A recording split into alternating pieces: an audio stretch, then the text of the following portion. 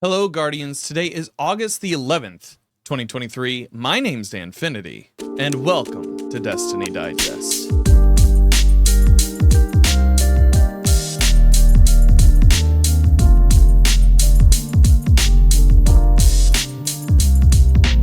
This week, I got a bit of a long boy for you. Myself, GuardianPhotographer, Modsherpa, Eseipha, and Mr. Dunes all came together and we created a tier list of all the changes that are coming in Season 22. I felt like that was probably one of the more fun ways that we could put all that information together. So I'll be sharing that list as well as a list maker for you to use in the notes for this show.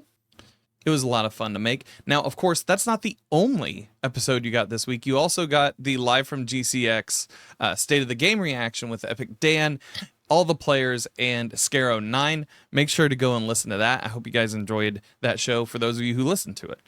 Before we dive into that, there is a little bit of housekeeping here. If you're looking for a helpful community in Destiny 2, head on over to discord.gg/Danfinity. That's where my community lives. Whether you need help with dungeons and GMs or you just want to hop in for a raid or two, it's a really lovely place with awesome people, and I'm there, so come hang. This week in Destiny, we not only got a Dev Insights Season 22 abilities and armor changes preview, which we talk about heavily during the next couple of hours of conversation, but we also got updates on Zavala's journey. Back during the unfortunate passing of Lance Reddick, there was a lot of speculation as to where Zavala's journey would go in Destiny 2. Just this past Thursday, we found out that legendary actor Keith David will be taking over the duties for Zavala going forward. I really enjoy Keith David's work. I mean, The Thing, They Live, Goliath, and Gargoyles. The list could go on and on because his career is so long and storied. But I think he's going to do a really good job with the role of Zavala. I also really appreciate that Bungie is keeping Lance Reddick's lines in the game rather than removing them and having Keith David completely rework everything. I kind of hope that they come up with some sort of way to memorialize Lance Reddick in game, but this is a good change brought on by an unfortunate event. I think they handled it very graciously. The exotic rotator playlist will be entering into the game. To support the goals, they said that exotic weapons entering the playlist will become craftable. At launch, that's not only Dead Man's Tale, but that's also Dead Messenger and Revision 0. Had we known this information, we might have bumped up the exotic rotators a little bit in our list, as well as the exotic weapons coming from them. We'll also see each mission featuring a normal and legendary difficulty. Every mission will have a pool of legacy seasonal rewards, both armor and craftable weapons, that have a thematic overlap with their associated mission. Every mission will feature the same reward behavior. Mission dialogue and narrative move forward after each activity completion and reset after all dialogue sets have been played. The one downside is that legacy triumphs cannot be progressed during these missions. I'm glad that more stuff from the past of the game is entering back into Destiny 2. I'm seeing a lot of sentiment online about rotator fatigue, especially when we see that Root of Nightmares is going to be entering into the raid rotator following the reprise raid entering into the mix. As I say a little bit later, I think that we're entering into an Age of Triumph version of Destiny 2, though that's pure speculation just based on what I'm seeing. I almost wonder if we see more rotators than not, but in an ideal scenario, we would have all of these activities available to us at any difficulty level, and able to get adept weapons as we needed. I understand that it probably diffuses the population a little bit, doesn't focus as much, but I think that would be a good change just for Bungie to think about going forward. On August 15th, Bungie.net users will be prompted for their birthday and country of origin or residence when signing in or creating a new account. This is to comply with the quote, an ever-evolving landscape of digital service legislation around the world. All active sessions will expire on this date. This means your Destiny 2 companion app, your third-party apps, all of that. You'll need to sign in again with your birthday in order to comply with their new terms of service. Season 22 will also bring with it a new PsyOps battleground for the Moon, entering into the Grandmaster playlist. I actually like the battlegrounds as GMs. We talked about this a little bit in that Live from GCX episode. I feel like they give you more challenge. I feel like they give you more ads. And it feels like a more unique experience than just the however many strikes that we've had in the past. Since we have no pinnacle jump next season, I'm almost wondering if we see the GMs earlier like we did during Season of the Deep. Hopefully the node becomes available sooner too, but so it goes. I think that this is a good change. For those of you on PlayStation Plus, the Witch Queen campaign will be available to everyone who has a Plus Extra or Premium account. As I've said in the past, the Witch Queen is one of the best campaigns in Destiny 2. You'd be a fool not to play through it. Rounding out the TWID, they do talk about August 22nd coming up. If you are interested, myself, Bonafide Hero, Pidge, Eseipha, Tidley, Mal Nightingale, D Flawless, Ill Physics, and I think one more person will be joining us. We'll be doing a live talkover of the event. That should be on every creator's channel with the way that I'm planning on producing it. But you can head on over to twitch.tv/Danfinity on that day if you're interested in hearing that. If you're not interested in hearing that on the day, we will be using that as the episode for that week's Destiny Digest. That's pretty much all the news for this week. Now on to our Season 22 tier list after this break. Welcome everybody, hi, to a special edition of Destiny Digest. We are doing a call-in show version for Season 22 tier list. My name's Danfinity, and with me tonight, one half of the Reset Boys, Modsherpa. Hi. You can feel the energy in the room. The other half, you said one half, and it's not like we don't have dunes here. Well, I also don't know. I don't know how math works. It really is like 1/3 of the Reset Boys. It like there's you, and then Mr. Dunes is the other third. Hi, happy to be here. Thanks for having me. Glad to have you. And then I'm the other third of that equation. But you guys, maybe if you've listened to the show before, then you know who I am. And then returning guest, GP, aka Guardian Photographer. Welcome. Thank you. Thank you for having me. Thank you. And then, as always, Producer Seth. Producer Seth, thank you so much for clearing your schedule this evening. Thank you. I had nothing, so you're Round lucky. of applause. Everybody applaud. Oh my god. Thank you. That. Thank you. Thank you. Chat. I'm not seeing any hands out there. Anyways, so what we're going to do here, we're going to go through and we're going to add to this tier list, this tier maker, of the changes that we know that are coming in Season 22. There's 30 things on this list, and we'll go through them as we kind of like talk about them individually. But overall, I wanted to get your thoughts on, are you excited about Season 22? Are you excited for anything in particular that you saw in any of the articles recently regarding Season 22 of Destiny 2? I'm very excited for it. I've personally pulled back a little bit from Destiny in the last couple weeks. But, Destiny is Destiny. It's always, it's hit or miss, but I still love playing it day to day. So a lot of the changes that they announced today, I'm excited for. Reprised raid, new exotics, you can't go wrong with this game sometimes. Heck yeah. What about you, Jaden? Well, not really, because I have to man a hunter next season. Thanks, Charity. But it's for a good, it's for a good cause. The story stuff's always good, but a lot of the changes and stuff, I'm not crazy about. Mm-hmm. So it's, that bridge to Beyond Light or to a Final Shape that I'm more curious about. Are there any changes in specifically that you're not excited for, or like was there something that stuck out specifically that you were like, I don't like that, and that kind of turned your whole thing? I know we'll get into it, but the Strand stuff just felt, or the Suspend stuff felt like it was a complete neuter instead of like a tuning that it needed. Okay, heard. GP, what about you? I'm just kind of more excited to see where the story goes coming up because after the finale for last season, we kind of know where we're heading, but we don't know like all the story beats of what's going on and stuff like that. I mean, we'll have characters returning again. That'll be nice to see.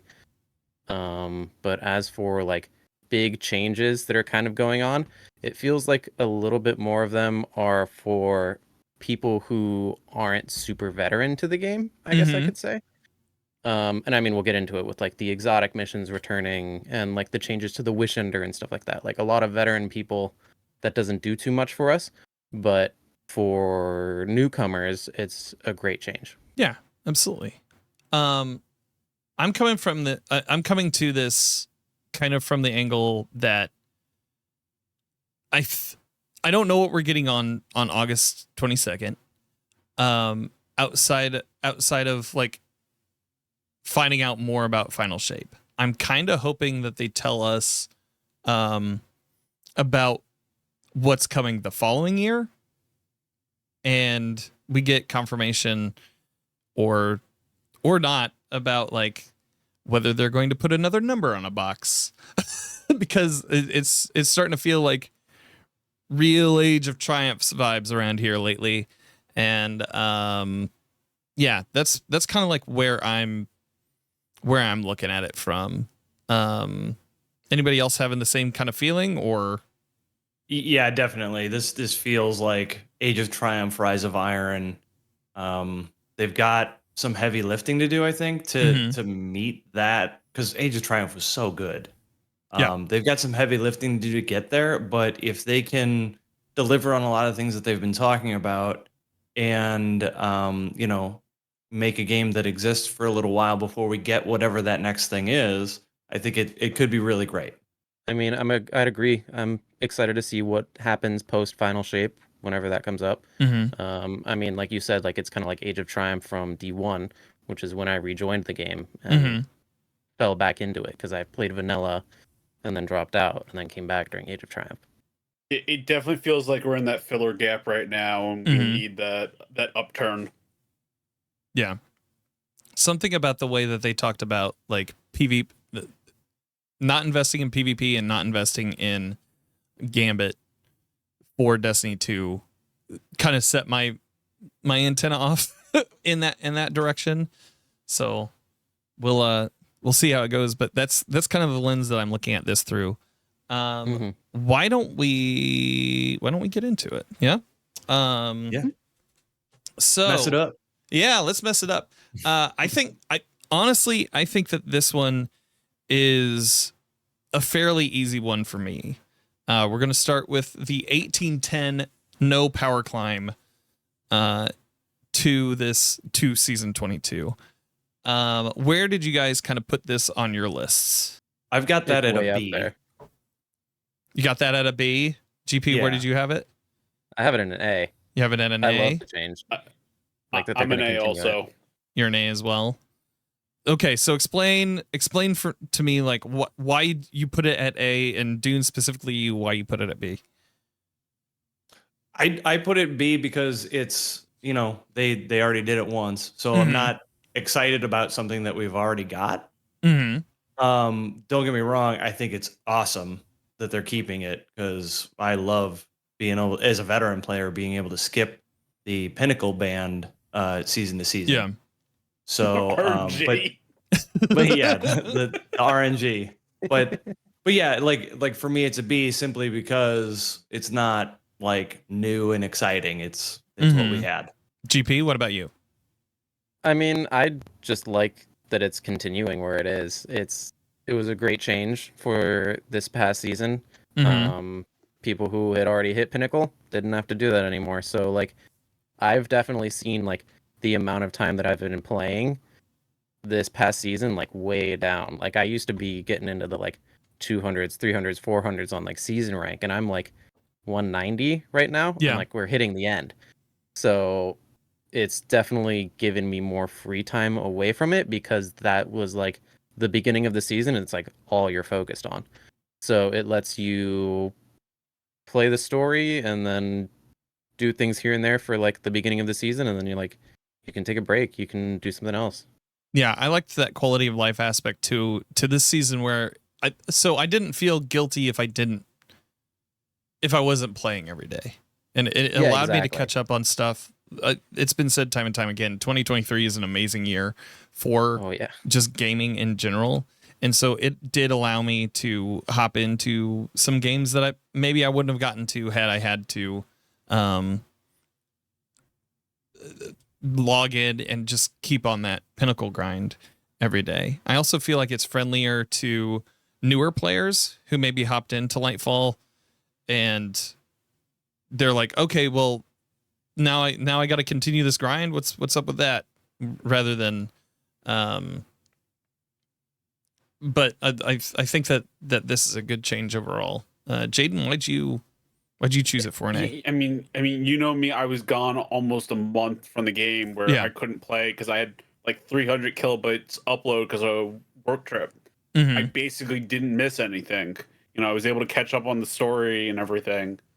And you know, it's good for veterans that want to take a break. It's good for new light or people on that power grind. It's just healthy for everybody, I think. Heck yeah. All right. Well, if you guys are comfortable with it, I am cool with putting that at like an A. Yeah. Yeah. Yeah. Mhm.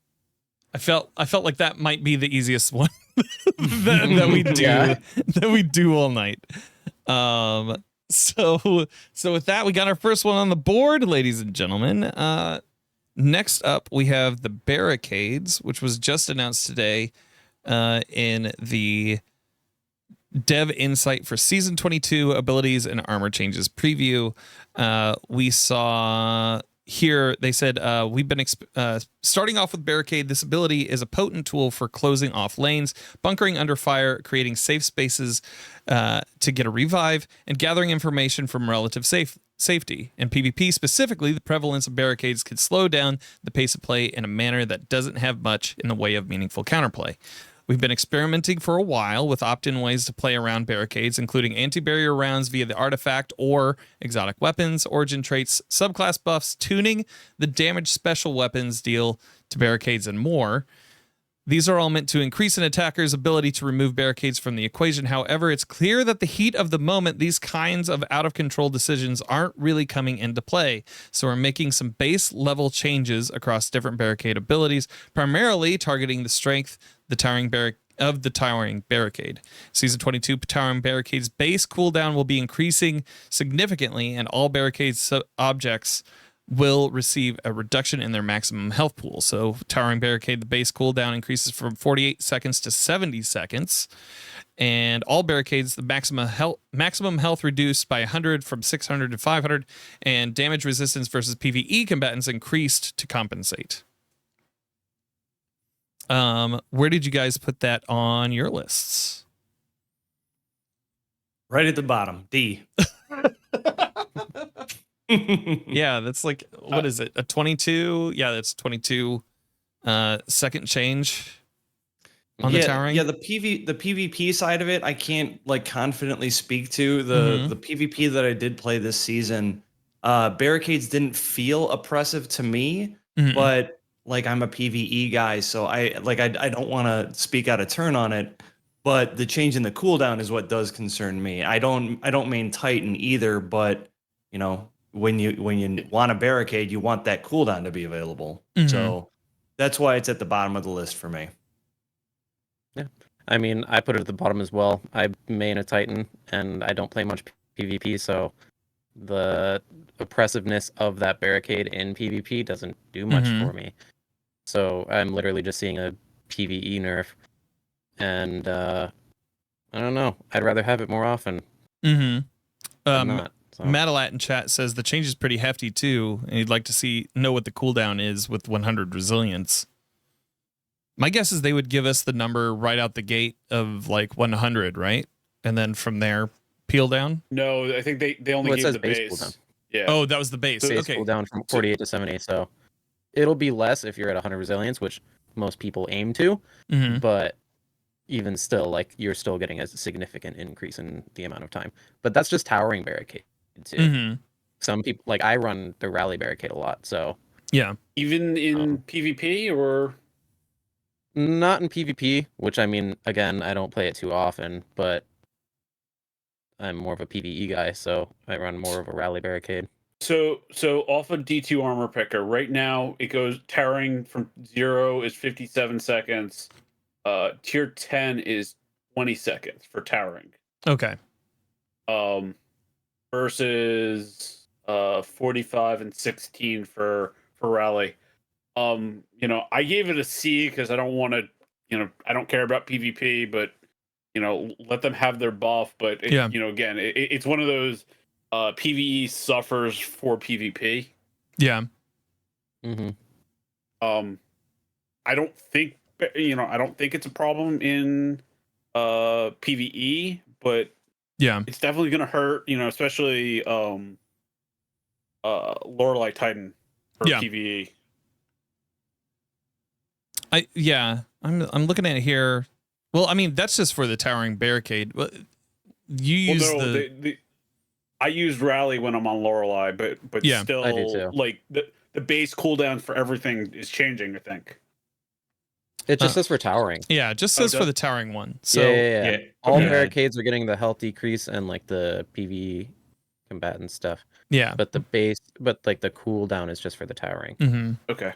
They are getting increased DR and PvE though, in order to compensate for that. So, as not a PvP guy myself either, I'm gonna put that at a C as well. So are we cool? Are we cool with that? Are we cool with the C? C or D, I'm Yeah, fine with. C or D. Yeah. Heard. All right. Yeah, either's fine with me. All right. Cool. A craftable DMT. We know that that's coming down the pike next to the exotic missions coming in. That takes a weapon out of Zer's pool, and a randomly rolled weapon at that. I really liked that. I really like this and Hawkmoon. Those two weapons being craftable, at least Hawkmoon sometime in the future, because of the nature of the weapon itself, with them being the only two exotics that are really randomly rolled. And I think that this is a good move for them into the getting into that craftable pool. That means that everybody, it kind of like equalizes the playing field for what people use as well. Where'd you guys put this? So let me preface this by saying that I do think it's a good change. I think it's cool that these randomly rolled exotics are getting moved into a craftable state, for two reasons. One, like you said, providing a more direct path to the role that you want. But then two, since we have another use for exotic ciphers now, taking those out of the like loot pool for what you need to spend a cipher on, that's just a smart change. Now that said, I still put it at a D because for me it's DMT, and I think it's a cool gun, but it's mostly a PvP gun. So my excitement about it is not that high. I mean, it can be a PvE weapon, but I think that it's more. I just mean like the DMT meta has gone. Mm-hmm. I still see people running it. Do you? Okay. I do. It's rarer, 100%, but I still see it sometimes. I'm like, what year is this? For me, it's the same. Like for me, I don't like it. I still have full-on PTSD from DMT. So to me, it's a 100% D. Like it's a cool weapon. I don't see the use of it in PvE in general. There are better scout rifles for GMs and pretty much anything else. I'm so sorry. It's a cool weapon. Don't get me wrong, but there's so much better overall weapon, especially when it comes to an exotic. I will not sacrifice in PvE my exotic slot for DMT when I could use something that's better overall. So it's cool that they're making it craftable. Now, how easy or difficult will that be when it comes to actually craft it? That remains to be seen. But as a general thing, because I just completely dislike this gun, it's a D for me, like straight up. Heard. No questions asked. So does that mean I'm in the minority because I put it at a B? You probably are. You probably, yeah. Okay. I put it at C. You put it at a C.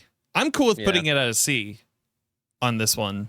Like I like that. I like the change that, as I stated before, I like that it's going to be craftable. I like that it's more egalitarian. I don't know how often I'd use it or what it replaces in my kit.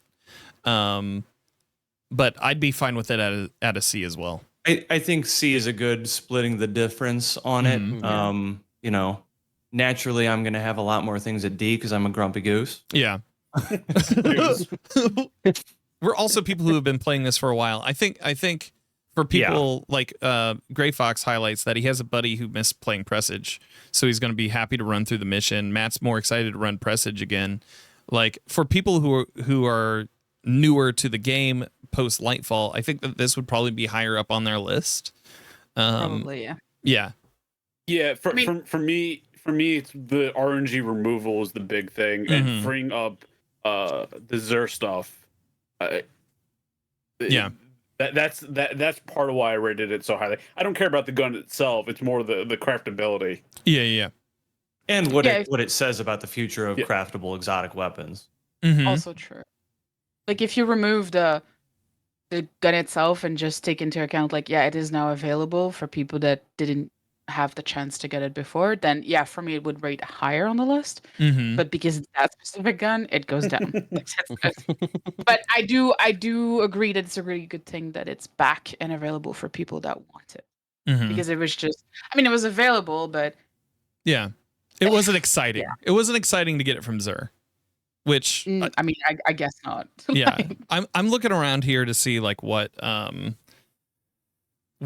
replaces it in Zer's wares, and I'm not seeing anything. It won't. It will just be removed. I thought there was something about the cipher. Yeah. Oh, would they be adding like another cipher in? I thought I saw something. I could be wrong. It wasn't it the fact that now you can have 5 on you instead of just 1? That was a while ago. Or I think that change came when you could start focusing the exotics, which I think was this season, right? No? Yeah, I believe that was this season. Yeah. Which is a good change, by the way. But 100%. But it will free up Zers, and I think that the idea, they haven't talked about it, but logically, I think the idea is to free up that second page on Zer, to just not have a second page and just have like one regular page where you have like the 3 different class exotic, the weapon, the random roll, and then whatever other weapons and armor that he sells. Shorten up his resume a little bit. Yeah, exactly. Yeah, everyone likes a 1-pager. Yeah, everybody likes it. Nobody Very reads true, them anyway. actually. Yes. Sometimes you forget there's a second page. And I always forget that there's I don't have that many ciphers because I forget that there's a second page with a quest on it. Same, 100%.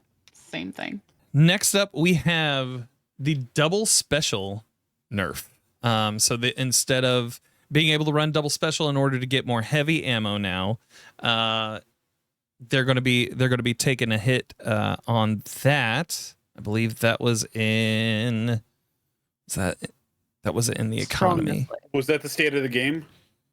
I don't feel the TWID before that. Yeah, I don't think it was the state of the game. It was in a recent TWID because it's not so much a change as a bug fix. Yeah. Yeah, but it's a strong dislike to me. Yeah. Yeah. Like, I don't see, like, you're already taking a hit when you run double special because like it's a little bit better now overall. I've run it recently when I was running like Disgraced GMs and I was running double special and it was okay. But still, if you're running double special heavy, you're already taking a hit because you're running 2 weapons that have finite ammo. And if you get hooked by your RNG and the game is like, no, I'm not going to give you ammo, then you're kind of running a risk, right? So in my opinion, it was like risk reward and it was fine. I don't think it was something that needed to be fixed, in my opinion. So for me, it's like bottom of the list or like highest is a C because for people that do endgame, it was again, like it was a risk reward. You take the risk of maybe not being able to do anything until you get your special and you run like, of course, if you run out of all ammo, the game is going to pity ammo you. But still, I don't know. There was something about it that I don't think it needed to be fixed. But that's just my opinion. I've got it at a C. It doesn't affect me as much. I'm not a huge fan of double special personally. And I think that's just the way that special weapons feel to me. Like in GMs, I really like running Wish Ender and other exotic primaries. So like it stinks because I know like you and Seth and a ton of other people are doing these really cool things with double special. Mainly for the heavy economy. Yeah, for the heavy economy. Yeah. I think this is a real like let's feel it out kind of thing. Because it could end up being fine. For me, what this change, what concerns me about this change is how it affects the overall ammo economy, which I have never been particularly pleased about, because it seems like you'll be in situations where you need heavy and you can't get any. Yeah. Whether you're running double special or not. Yeah. And even if you build into it on like your helmet and stuff. Right. Like I think that's the intent. They want you to build into being able to get heavy drops more, but I don't feel like this change like needed to necessarily happen. Yeah, if they're doing this change, then I think they need to buff those perks. Yeah. Because that and primaries. Somebody in chat said primaries are really weak, and I agree with that. Primaries need to be buffed a little bit. They don't need to be like taking a bat to it and making them way too strong.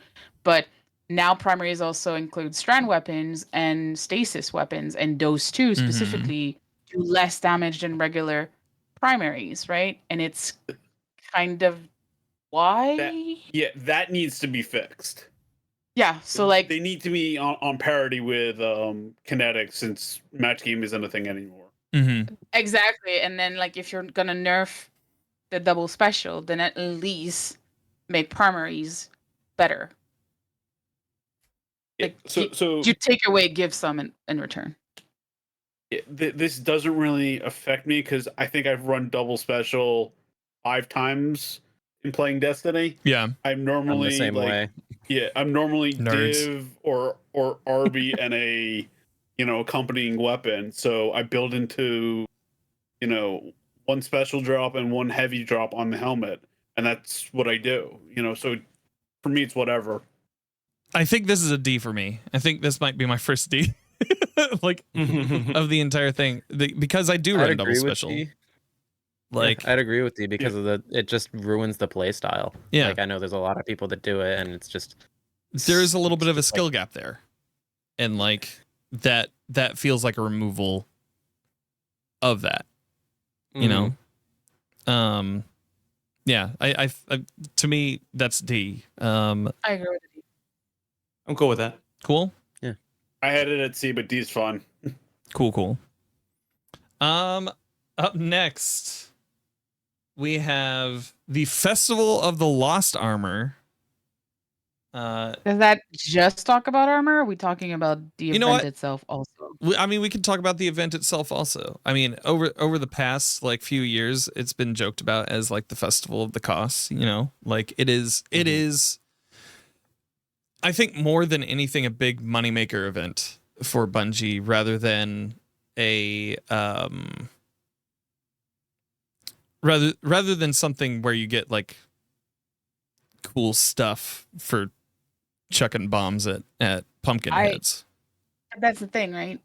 I used to love Festival of the Lost. It was my favorite event of the whole year, right? I loved it because it was spooky, it was engaging, it was fun. You had like a challenge attached to it. We're talking like back in the day. Lost sectors are like the not endless. Yes, I'm talking about like the Infinite Forest, and then the homie that you could not kill that was chasing you, appearing. I love that guy. Every time. Everybody loved homie, right? Everybody loved homie, who was the best. I can think of a couple people that don't.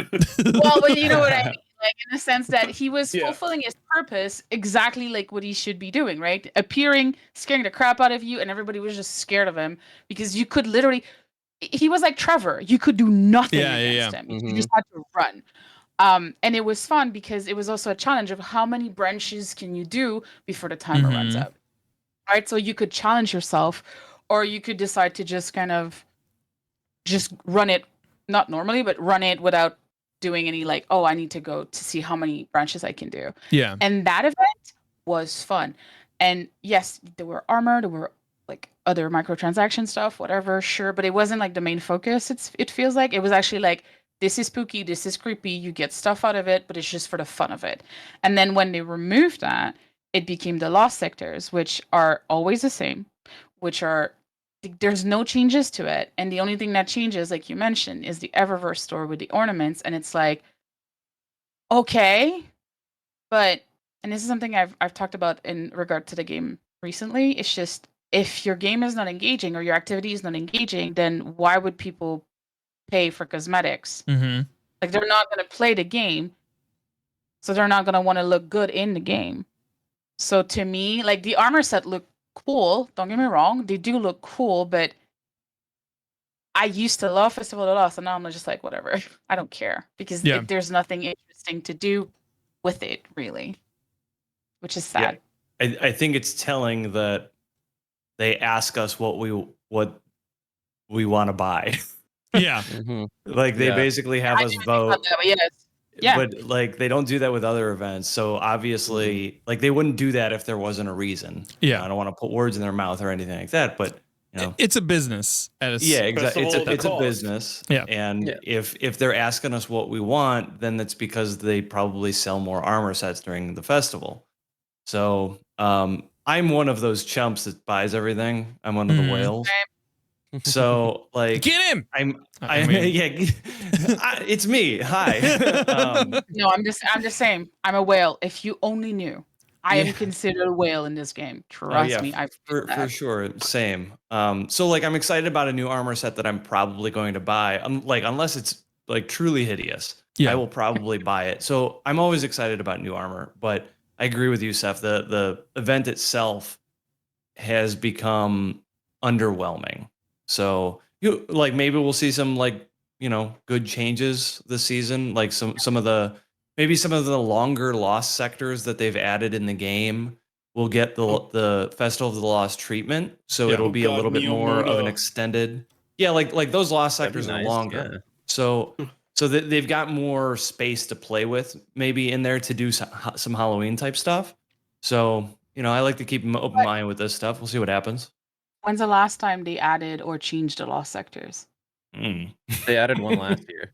They added one last year. Okay, like added one, never changed it, right? So there were like what 3 or 4 in rotation, something like that. So it's very limited, right? And it's just I don't know. I don't expect much this year, especially after the state of the game and with everything they said in it. And especially after what Flamekeeper and this, what this past event was. Yes. And just how shallow that was, how shallow Festival will be. I don't care about cosmetics really, so for me this is a whatever. I do hope that it's streamlined the way that this Flamekeeper stuff was, because you could hammer it out real quick if you were even a little bit efficient about it. That's true. That was the one thing, but there were so many other things about it that he changed for no reason, in my opinion, that I was just kind of like, you streamlined it, restricted some parts, like large parts of it, I should say. And then it's kind of like, but what's the point of running it? And then they're like, oh, for the armor, right? Because you could focus armor. And that's cool for people that either can't really do master dungeons or whatever. Like that's great. I love that for people that don't have many opportunity to grind armor or high level armor. But for people like us that are more like, I want to play this event because this event used to be fun. Same with Festival of the Lost. It's kind of just frustrating. You're like feeling like things are just not okay. Like things are just missing. So anyway. Yeah. So am I hearing C out of people? Easily a C, could be down to a D. I would say easily a C. I don't think it's as egregious as the double special. No, it's not. But it's a good C. Yeah. All right. Then I'm going to toss that there. The next one, so we're getting a huge hand cannon buff in PvE, like tremendous. I think what was it? It's what are the numbers for it? I want to say it's like 97% against red bars. Substantial. I thought it was like 75. Or That might be majors. Yeah, I want to say it's 75 against orange bars, like And like 60 against ultras or something. Okay. Yeah, I don't know necessarily about that ultra speak, but like I know it's hefty against red bar enemies.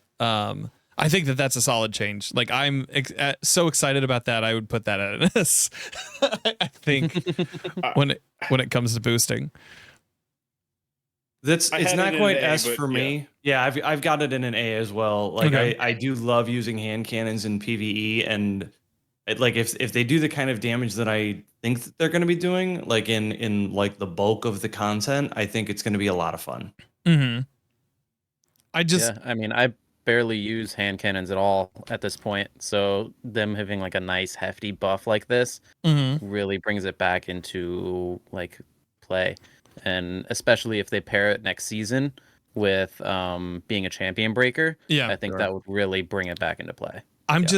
I'm looking at it as like, so explosive payload and timed payload on those weapons. Oh God. One of my all-time favorites, like for hand cannons, specifically when it comes to breaking like anti-barrier overload. Like when it comes to breaking champions, that's what I look for. And so seeing that buff, my eyes immediately lit up and I started salivating.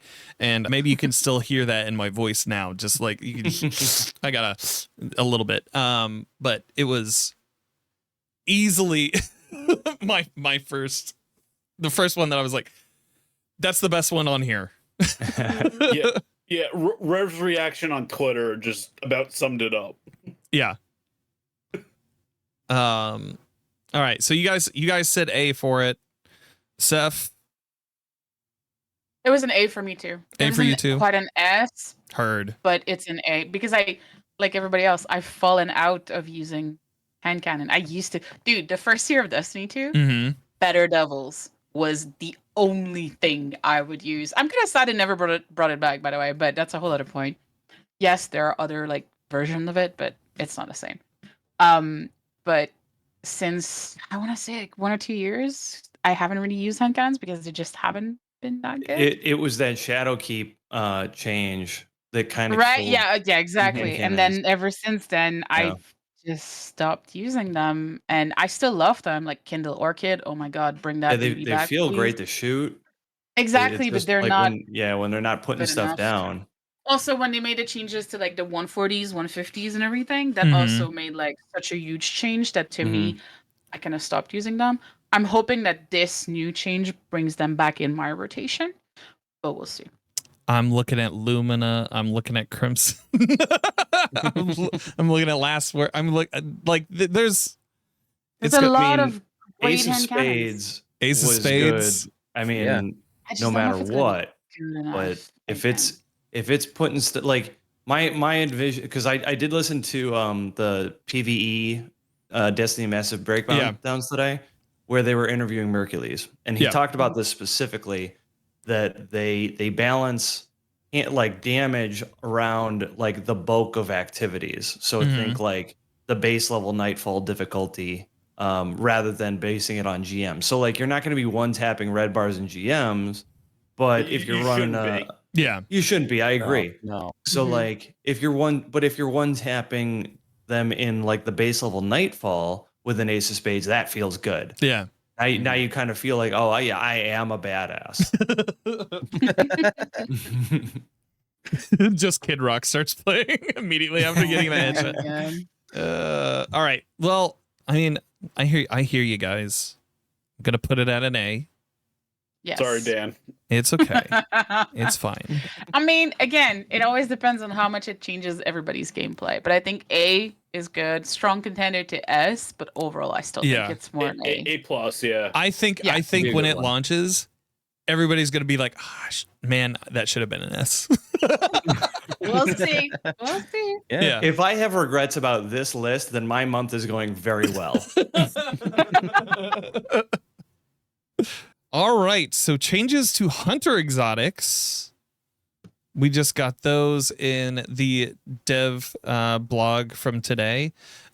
So we see, I'm grouping these all together, and we'll just take them as like a lump sum, and we'll go from that.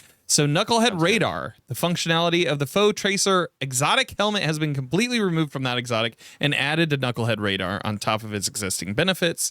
We have Foe Tracer. They took some cues from the popular monochromatic Maestro artifact perk for this one. When you deal damage with one of your abilities, you gain a damage bonus with weapons that have damage types matching your subclass damage type.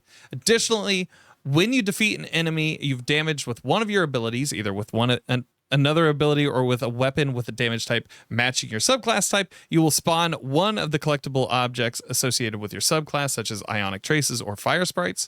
For Lucky Raspberry, this exotic was a little too unreliable in its current form, so we're taking a crack at streamlining its energy gains while leaving some of its benefits intact. The exotic still expands the chaining capabilities of arc bolt grenades, but now instead of basing the grenade energy gains on those change each time you damage an enemy with the lightning strikes from the jolted condition, as well as each time you pick up an ionic trace, you gain additional grenade energy. We've also given this grenade the intrinsic ability to stun overload champions.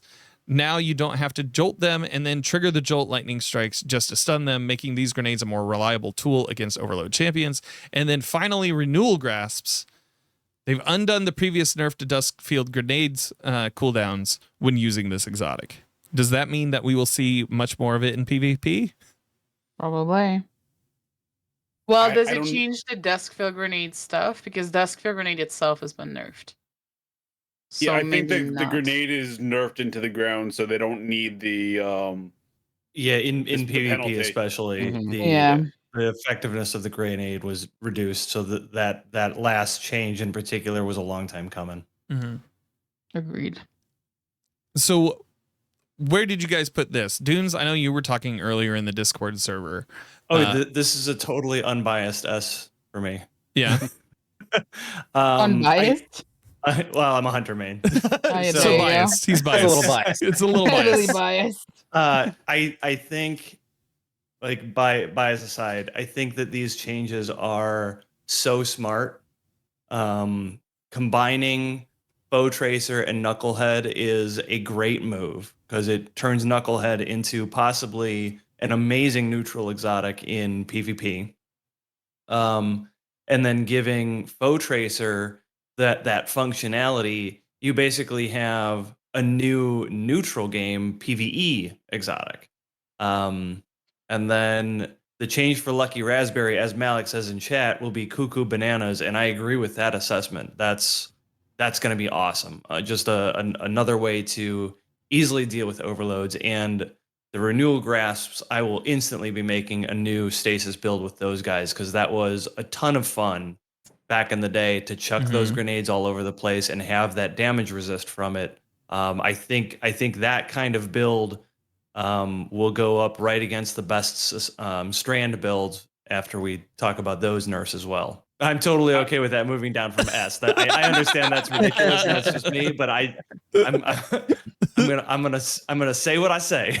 No, it's fine. I mean, I'm not a hunter main, but they overall, as a non-hunter main, they sound pretty good. So I'm good with an A with that one. Yeah. Easily. Yeah, I put it in A2. I completely agree with that. I think the combination of the Knucklehead and the Foe Tracer makes it like a much more viable option than what it was before when they were split. I didn't even look at it before. Yeah, like it's why would you? sitting there in your vault, like even if. So I think that it definitely brings them up to the table for, like you said, the mutual ground of just like you can throw it on anything really. Mm-hmm. As a mandatory hunter, I had it at an A. All right, I'm good with an A here. Yeah, I felt that those changes were cool. Start taking notes, Jaden, on what Dunes has to say in the Discord server. I think you'll be okay. You mean I just can't keep oh my god, the boots Orpheus on all the time? No, not all the time. No? There's different I'm options. not gonna load out please you, but listen, baby bird, I'll hold your hand. guys, the hand cannon buff for malfeasance. That's gonna be nuts. It's gonna be absolutely nuts. Oh, Yeah. Oh, right. I think didn't that even moves think it of up that. to an S for like. I think that moves it up to an S.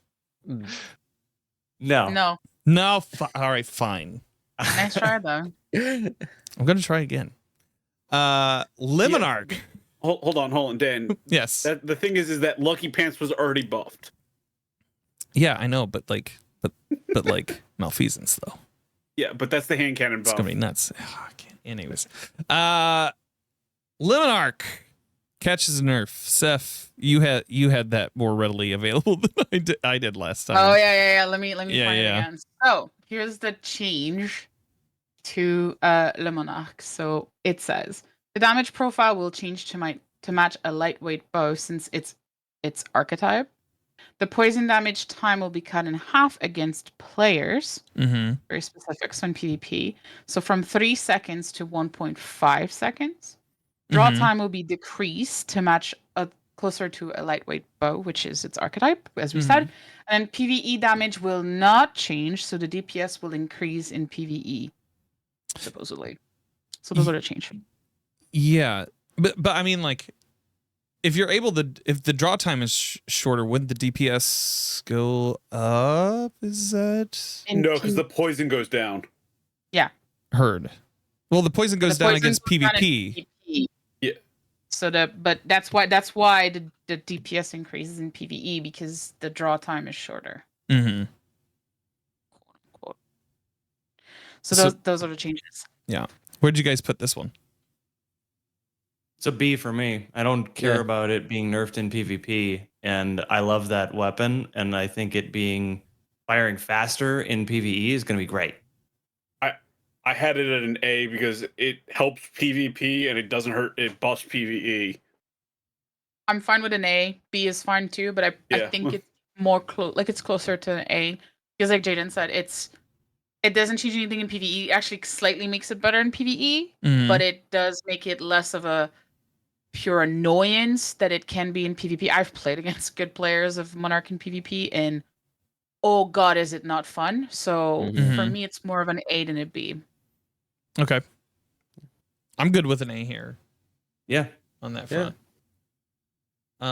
In season 22, we are getting a new map. That was part of the bittersweet revelation from the state of the game. We are getting one new map here with multiplex. For our newest PvP battlefield, we wanted to create an asymmetrical map using a Vex environment as backdrop of what would work well for multiple game modes. With the Vex network playing such a crucial role in the story during Lightfall's year, we felt now was the perfect time to deliver this map. Although many of us have been thinking about a lo-fi Vex map for the Crucible, the challenge of this palette was the possible lack of player orientation in the play space. We thought bringing the Mars palette into the Vex network realm would be a great way to mitigate this while adding an evocative look. Narratively, this space is in the middle of compiling the Infinite Forest, so this is what you'll see in action. Watch for footage of the new map in the showcase. This is kind of like butted up against like, hey guys, if we keep making new PvP maps, then we can't keep making new PvE experiences. So what, like... I'm gonna go last because I have a lot to say. Gotcha. I'll rip off the Band-Aid again. Yeah. Go ahead. It's bittersweet. I had this at a B because yay new map, but again on that flip side, it took so long. It means that we're probably not getting, a new map anytime soon. Yeah. But again, I don't care about PvP. So I think whatever. we're getting a reprised map. It's the Dreaming City map, right? Yes, we that's are. coming back. Yeah, but that's not coming back this season. It's like this is the only one for season 22. I'm basically good with this wherever. I had it at an A because I'm trying to separate what was said in State of the Game from what will actually happen in the game. Like, you're Jaden, you're not wrong. It is bittersweet knowing what I know from the State of the Game, but conversely, it is a new map. Mm-hmm. It could be awesome. So, you know, I have my qualms with PvP, but if that new map and some of the other changes get me back into it, then I see that as only a good thing. I'm I fair. had it to be. I mean, Mhm. just based on the last time we got a new map, the one in the Throne World, Yeah. that one got a lot of Disjunction? criticism just for Yeah. just for being like it's- the same on It was both freaking sides. And it's huge. such a long map. Such a They long map. they definitely built it with the idea of, I think that's when Rift came back, Yeah. right? Yeah. Just so that you had like long like stretches that you had to get it across. And I feel that it very much like doesn't like, how would I articulate this? Like It just doesn't that, flow. yeah, Yeah. that like you can be pretty much every match on that map goes to time rather than Right. You being like spend more a, time chasing people around. so It's good on with Rift that only. track record of that being a year and a half ago, like we'll see what they do with this map and if they are building it for what new modes are coming too. Mm-hmm. So like it could play really well, it could play really poorly. So like we'll see what happens. So I have it at a B, but like who knows what it'll be like because we don't know, we don't have it in our hands yet. I have it at probably a B, but here's like I agree with everything that was said here. My biggest thing though that I haven't heard anybody kind of talk about is this is the Vex network map, right? Yeah. Mm-hmm. And like we've all played, I mean, everybody here has played Splicer. We've all played like the new whatever thing on Neomuna, the weekly mission thingy, whatever. My thing right now that I'm afraid of is the lighting in that map. Okay. Because if you've noticed, if you play a little bit of PvP, just very even bare minimum, with the changes they made with the engine, it also changed the lighting and how the light interacts and so on and so forth. And some maps in PvP are now extremely difficult to play in certain angles simply because the light is too strong. You have very limited, if not zero, visibility. And I am afraid of the Vex map, especially with the little tiny image that we have of it. It seems to be extremely bright in some areas and also kind of not as bright in other areas. So for me, it's going to be like, okay, yeah, how is the layout? Does it play well? Yes. But how are you dealing with the lighting? Because it is an issue in other maps. Even Disjunction, if you go underneath the middle point and you go out, like it's jarring. Yeah. And like this is something they haven't talked about at all, but it's an issue in PvP right now that a lot of PvP mains talk about, and this is one of my biggest concerns about this map. So it's a B for me because again, we don't know if we're ever gonna get another map after this other than reprised maps. It took way too long for them to even make another map. Disjunction was created like mentioned, it was more created for Rift. It plays better for Rift, but it's still not a great map. It's a cool looking map, amazing, like visually beautiful.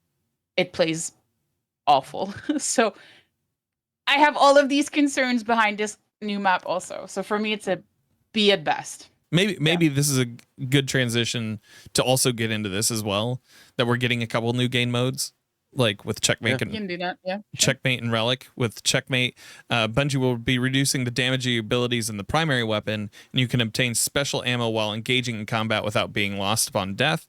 For Relic, which is much more like in the vein of like a Team Scorched or like a Mayhem mode, Relic is a more fun mode where you'll fight with an Aegis, the Synaptic Spear, and the Scythe relics, charging them by defeating opponents and relic bearers, basically using them as your super. My 1v1 relics only. That'd be dope.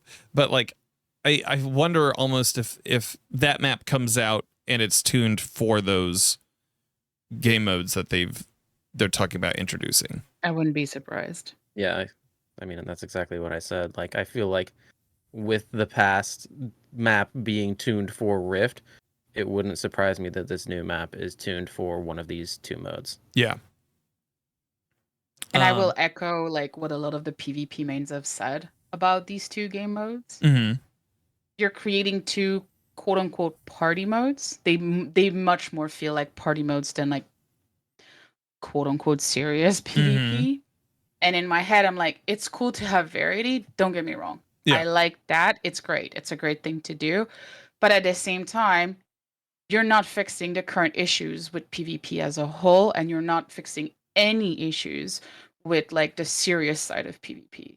So like you're spending your resources on creating game like party game modes that are going to be played a little bit for sure, but are not going to sustain Crucible as a whole. So you're spending your resources on that instead of spending your resources on fixing the foundation of PvP. It's lipstick on a pig, you know. Yeah, it's a facelift, but you know, you're absolutely right. It doesn't solve PvP.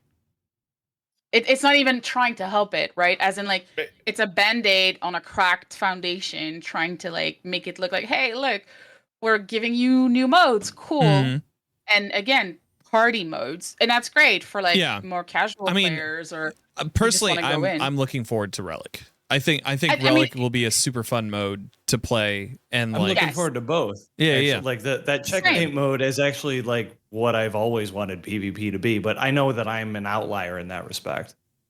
But like we're all not PvP mains, right? Right. No. Like I hang out and I've talked and I've played with PvP mains, and I kind of like the more I played with them and the more I talked to them, the more I kind of understood their mindset and tried to like, okay, now I see your perspective and I understand why you're frustrated and like so on and so forth. And I can't speak for them, but I can relay some of the message that I get. And like the biggest thing again is just like you're not fixing anything. You're putting a band-aid or like you're covering up the issues instead of trying to work on that. And it's great because it might bring some casual players into PvP momentarily. Right. So it's kind of temporary fix or temporary whatever for a much bigger situation and a much bigger problem. And I would, as a non-PvP player, I would rather they spend the resources in trying to fix the issues with PvP as much as possible than doing this. But that's just me. Yeah, a lot of the sentiment that I saw was not so much lipstick on a pig, but more so too little, too late. Also, very true. Yeah. I agree with that. Like, thanks, but we've been saying we want new maps for 2 years. Or however long it's been, you know. Including after like a quote unquote renewed focus on PvP.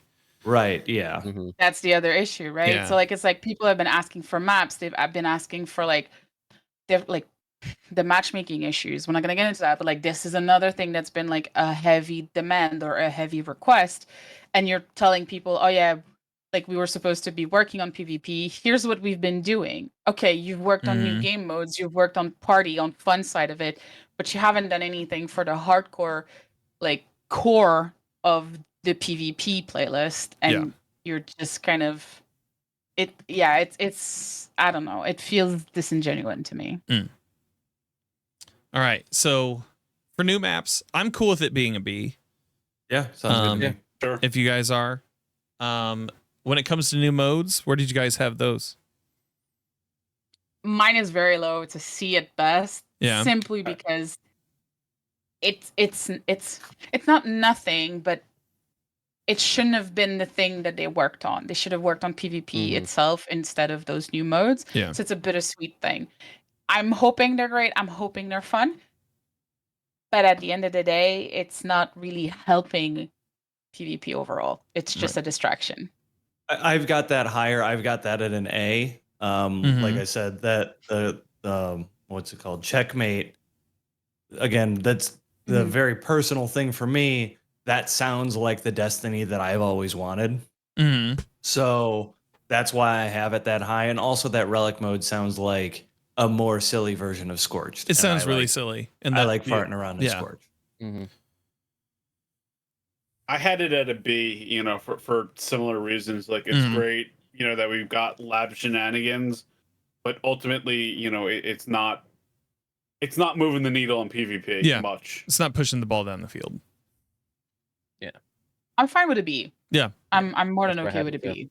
I think it's a good middle ground here. Yeah, I think B is a good middle ground. All right, Moving it to B. Feels so weird that two of the like PvP centered ones are at B. Like, all right. B on a podcast with a bunch of PvE players. Yeah. The next one up, we have mod changes, and that includes. I brought this up. Hold on, where is it? Changes to weapon perks, including buffs to Bipod, Envious Assassin, and Under Over. I have this at an A. I like it when they mess with mods, and especially when they bring them up. I have actually been running a Apex rocket launcher with reconstruction and bipod, and having 4 rockets in the tube ready to go is so much fun. So it getting better is icing on the cake for me. Like looking at Under Over here, so like increases damage against shielded targets, 10% elemental and barrier champions, 34% for PvE combatant overshields like Lucent Moths, and Shadow Legion tech pack shields, then 20% against enemy player overshields. I whenever I see Under Over, I never use it. Whenever I see Bipod, I'd never really touch the thing either. I sharded so many of these weapons. so you're not prepared for when they come into the limelight, is what you're saying. What I'm saying is I'm happy that Apex Predator's craftable and things like that, but like it's great to have, you know, all these new perks to chase, but ultimately like doesn't invalidate a lot of the old stuff. Yeah. So it's good, but it's, you know, unless I hear something is earth shattering, you know, it's yay. Yeah. So where'd you guys the GP? Where'd you put this? I had it at B. I mean, again, like a lot of those things I didn't really hold on to, so like I'll have to be getting new roles of that kind of stuff. But some of the changes sound like they'll be pretty useful, so it's always good to see buffs for things that are underused. Yeah.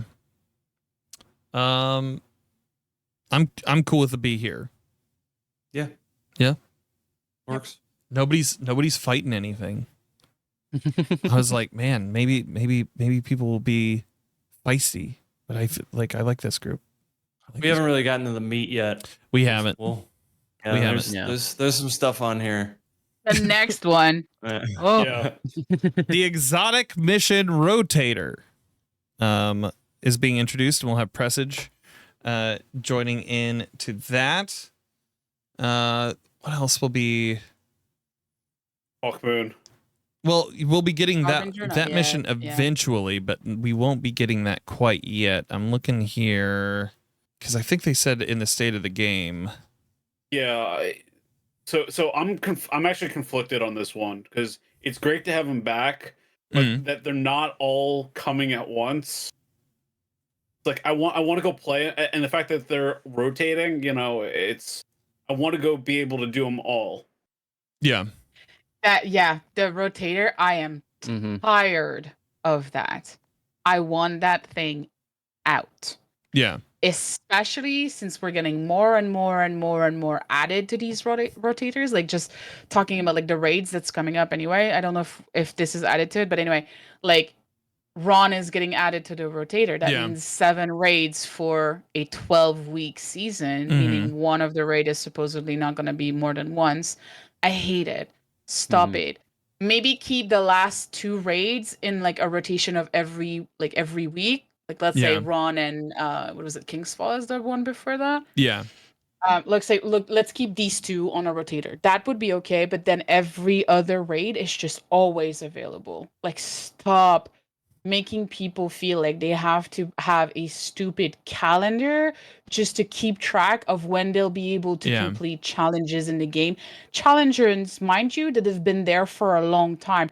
Why are you gatekeeping people from finishing seals and titles and whatnot when it's been like over a year that this content has been out? Gotcha. So like, yeah, keep the last 2, sure, whatever. If you really feel like you need to, whatever.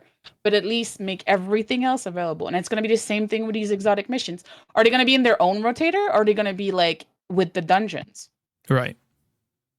Because if they're with the dungeon, then it's again more dungeons and so on and so forth. And I'm tired of that. Stop it. Just make them available. I could see. Go ahead. I have this pretty low. And maybe it's the selfish part of me, but outside of getting the craftable version of DMT, which I'm guessing is going to be the main draw to run this, I don't really have a reason to run it. Don't get me wrong, I love Presage, and I'll probably run it here and there for funsies and to get those patterns, if that is in fact how you get the pattern. Yeah. But I think that I would rank it higher if there was just a little bit more incentive, like if there was some kind of weekly challenge that said run the exotic mission rotator and you get a doodad, or whatever that doodad might alloys. be. Alloys, yeah, that's a great. Ooh, alloys. Yeah. That Right, would something be like very something nice. like that. Yeah, And who knows? Maybe they will. They haven't really spoken to the rewards from this. Yeah. Because like I said before, like it was for veteran players. This is literally just like we've done this stuff before, and Right. while it's nice to have them back, what purpose do we have for running it other than maybe if you want like a random roll DMT, but you can craft it anyway, so what's the point? So it's like the pessimistic more so part of for me new people thinks like, why did it come out of the game in the first place? Yeah. I really want to go run Whisper again, because like the nostalgia there is so high. Yeah. But again, like I originally had this at S, but like reality was setting in and it's rapidly falling. For me as a veteran player, I think that this is a C. I think this is another one of those where like if you're a newer player to the game, it is easily an A. Yeah. Or an S. Because like these things, if you're just coming in with Lightfall, easily way higher up on the queue. But and the exotic missions and the dungeons are arguably some of the best content in the game. They're really good, 100%. Yeah. So it's great to see that come back. Yeah. But again, it's on a rotator. Is it like because the dungeons are on a rotator when it comes to like the type of when it comes to Master and Pinnacle. Yeah, pinnacles and like the rewards you get out of it, but they're technically always available. You want to go run it, you can run it, right? And whether it's farmable or not is where the rotator... Exactly, right? Exactly. That's why I think that we're starting to steer more toward like an Age of Triumph.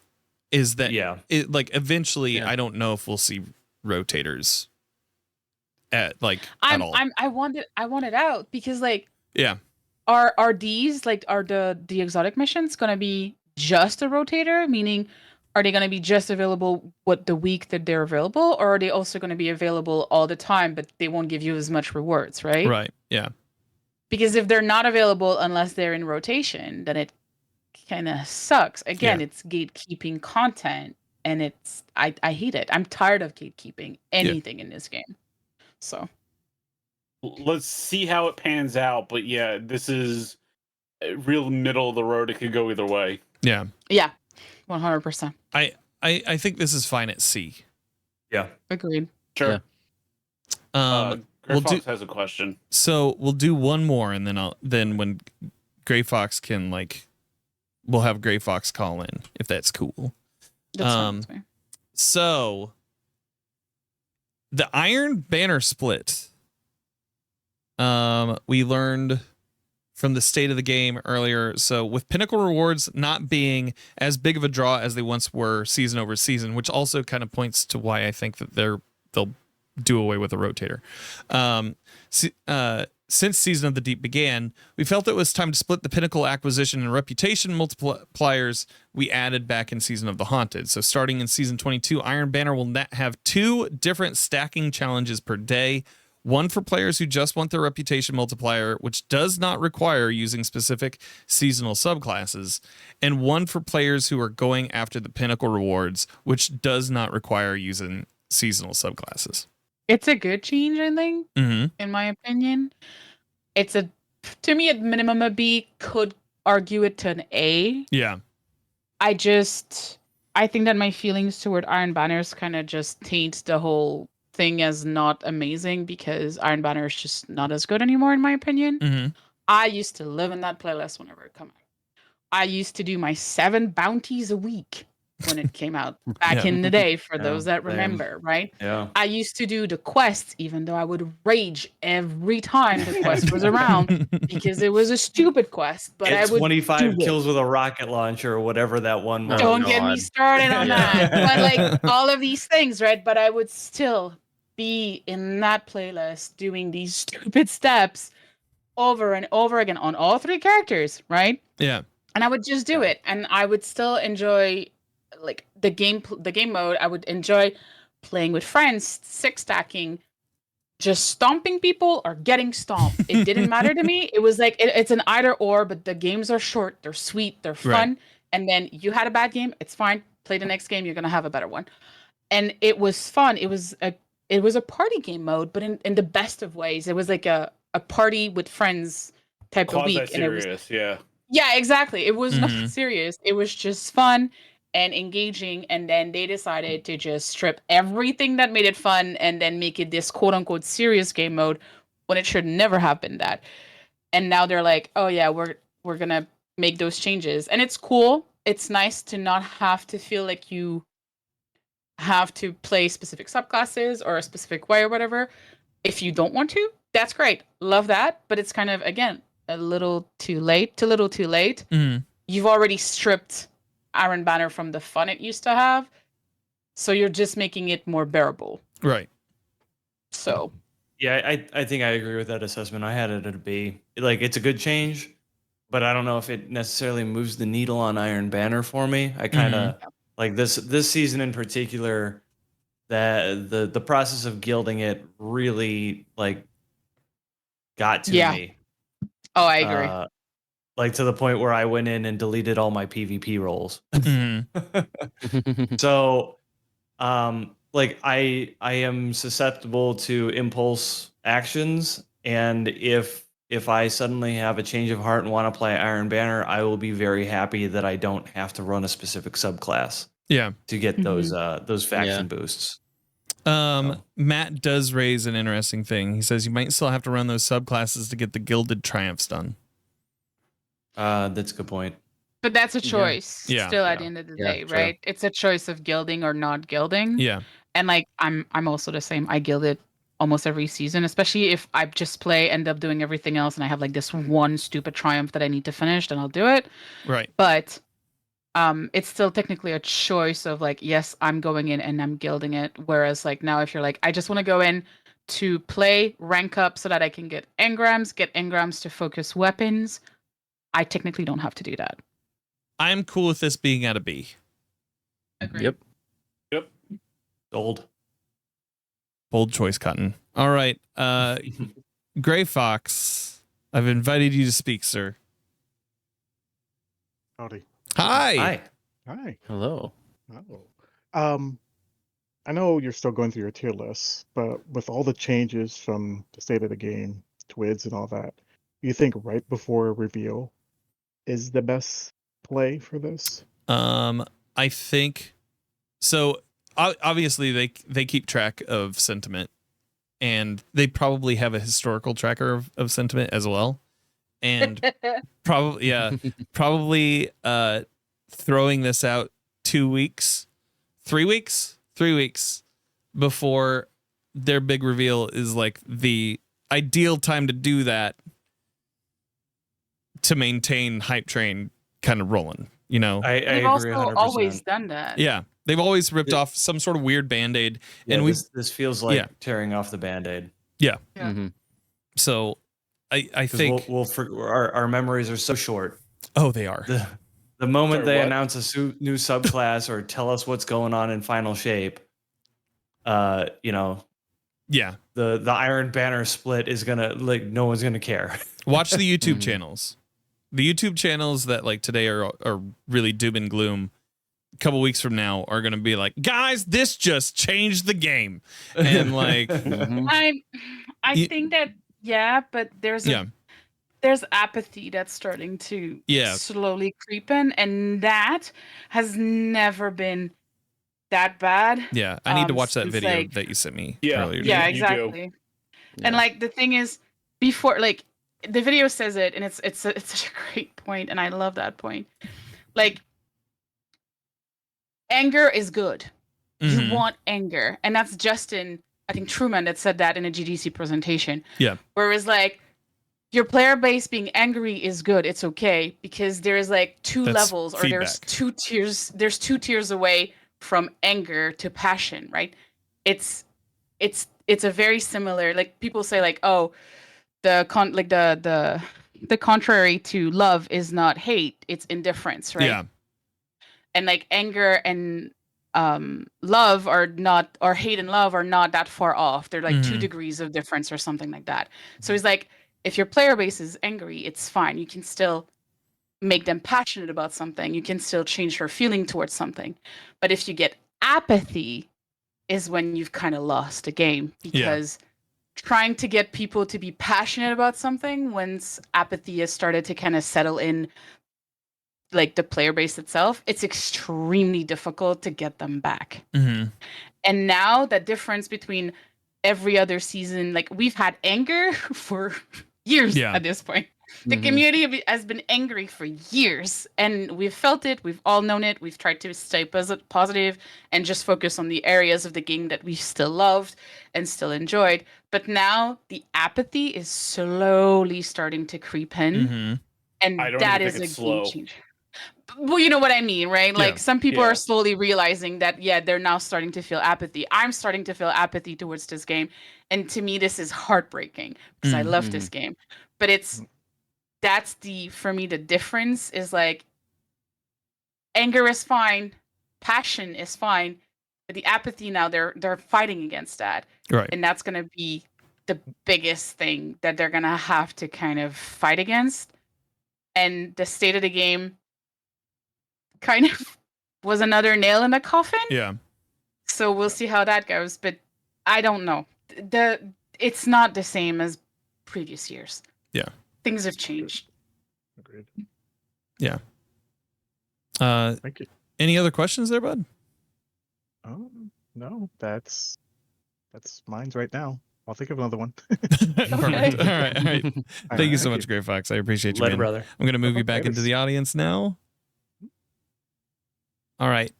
So in the spirit of time, I think How dare. we should start knocking out some of these that I think are maybe a little bit easier on the timeline. Let's talk wish end requests. Where'd everybody have I'm that? so happy to get rid of that from my quest line. Like I had those stupid things for years. Hey, That's an A. Yeah, I'm fine That's with an it. A? Fine with an A. Like it doesn't matter, but it's just so nice to be gone. Another one of those that I think is really good for like new users. Like Exactly. Yeah, Like 100%. I said this with the other one. It's like it doesn't really benefit veteran players too much, other than like if you've had those things sitting in your quest log forever. But like if you never grabbed the quest to begin with because you knew it was a problem, I haven't had much issue with it. So it was in a C for me because it's like I don't really care. But for new players, it's a great avenue for it. So seeing how exuberant Mod was for it, I'm tempted to put it in an A or B category. yeah, A- I'm fine A with is either fine. one of those. A is fine fine, with yeah. it. B Yeah. is fine with me. B's all right. We'll toss that there as well. All right. When it comes to Veil containment, will continue. We got confirmation that the Veil containment story. While we'll be getting, I think, one more. Or I think we actually have that one. I just haven't gone through and listened to it yet. there's one more next week. One Yeah, more there's next one week. more. Heard. So while we'll have a majority of the recordings out this season, we've been told that in season 22 and season 23, we're going to have Veil containment continue into those. What's everybody's thoughts on that? Where'd you guys have that? Love having the story in the game. Hate that it wasn't in Lightfall and that it's all over season. That was a bad decision. It also wasn't explained to people. That should have been like first and foremost explained that the story will be like Yeah. seasonal also. and that wasn't explained well. To- Maybe it was explained, Dan, Yeah. but it wasn't explained well. To get the quest, No, did you have it to wasn't. to get the quest? Did you have to own Lightfall or did you have to own the seasons? Lightfall. Okay. Lightfall, and you had to have done the exotic mission, I think. Yeah. Probably. So I love that they're incorporating more of the lore and the narrative and the story and everything into the game, where it's like more easily accessible than just, oh, here's a lore book, go read it. Like, yes, it's cool. And then there's references right now in that specific lore and that specific storyline to things that were in Vanilla D2. Like, we now know what N Sun 12 in freaking Inverted Spire is.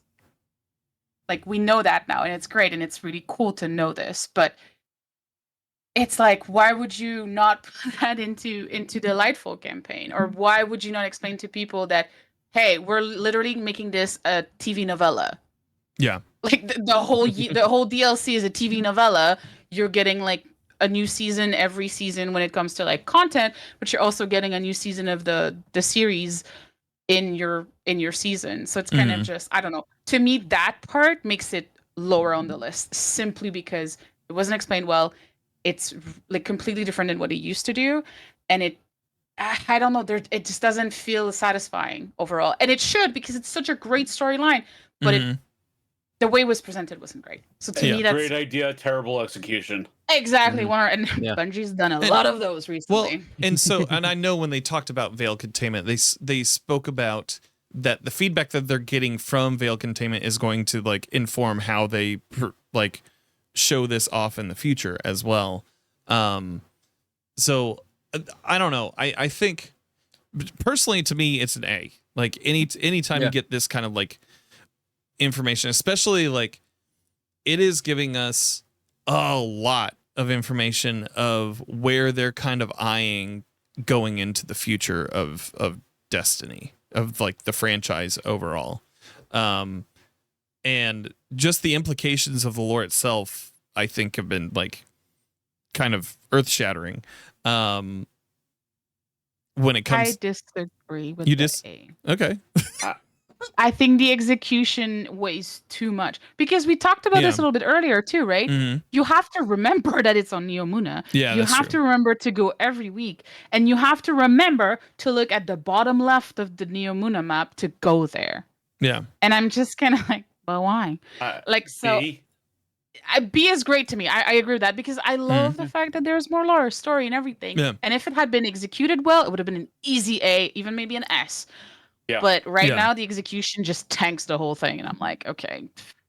Yeah, I think I'm fine with the B. Like, for me, the story and the lore in this game is like one of the biggest draws, personally. Agreed. And I think that the lore and the story that they told this season through the Veil Containment was cool. Yes. But it's just an audio log, and this game is so visually impressive that standing in front of something that's visually impressive but static week after week, listening to an audio log is a real bummer. My hope is that they at least spice it up a little bit with like some like holographic type stuff. Like I'm in my imagination, I'm thinking, like the holoprompter stuff, or in the Division when you would stumble across something, they would have those echoes. Yeah, dude, those were so cool. Those were so cool in that game. Yeah, like that would be a really good way to tell this kind of story, something that happened way in the past, and just give us some kind of visual cue to go with what they're talking about. Because I envision Maya being kind of a lunatic, but like having her standing there in like a holographic form over an exo that she's reprogramming for the purposes of rail tests, like that has a little bit more weight to it. Fellwinter Quest. Fellwinter, that was great. Sorry. Or this is Neomuna, like do the virtual reality stuff. Same thing like that. But like the Fellwinter Quest had like Rasputin kind of making these figures in his kind of like I don't know how to call it, but like the Warmind cells, what they're made out of. He would make like all of the figures, and it was just like still images, but it was already more engaging. And I think something similar to that. In Neomuna, you see all of the people that are not there already as holographs, right? Yeah. Or holograms or whatever. You could do something similar Yeah. to that. Yeah. I'm good. So, I'm yeah. good with it being a B. Yeah. I think that's Lock it fine. in. Yeah, log it in. Quality of life change. S. Stability. We're now going to the cosmetic favoring. At S. long last, you'll be able to pin up to S. 100 of your favorite shaders, not even ornaments, and talking about emotes it. to the It's top an of the list. I'm Put also going to throw in it's an the S. trans mats will now be unlocked. That's an S. S. Yeah. The No chat is questions. a That strong feels We're not- that feels It should've weird been that a long that's the time only ago. S we have. Yeah. So far, yeah. But like that's So we're not even arguing about this. I will concede it, but I will say that like I don't care about a lot of the cosmetic stuff. So for me, it But was that's an the A. end game. I thought friend game. But No, yeah, Journey like, killed that. it's more like Yeah. it's a quality of life overall, and there's like a lot of those little quality of lives other than just a shader and whatever. Yeah. And any quality of life right now that are positive to me is just an S. I'm not Yeah. even questioning it. It's S straight up. Yeah, that's fine by me. Perfect. All right. I'm going to go into Trials Armor. We're getting a new Trials Armor set. This was from the State of the Game after they talked about armor set rewards. So they said, we also have a new armor set for Trials of Osiris releasing in just a few short weeks. Here's a preview of the Titan armor from the set coming in season 22. It looks a little bit like a bear. You got some pauldrons that are all hairy and stuff. So what do you guys think of the Trials armor coming? it looks cool. I like new armor. I've got it at a B. Same. I don't play too much trials, and if I do, I'm literally just in there trying to get like a weapon roll or two and like the armor set, so that I can transmog it if it's something that I really like. So Yeah, I played B. I played enough trials to like get those engrams to focus the Yeah. legacy gear that I never got back in the day. Mhm. So like I'm willing to go back in there and fart around and get the armor set. Yeah. A or B is fine with me. I'm fine with either. Like put Yeah. it at A because Yeah. it's great. It's good. It's it's too little, too late again. Yeah. But at least it's something. Like it's one get thing. one like one a year. Not even. Really? Yeah, and once you get Yeah. it, you've got it, and then what?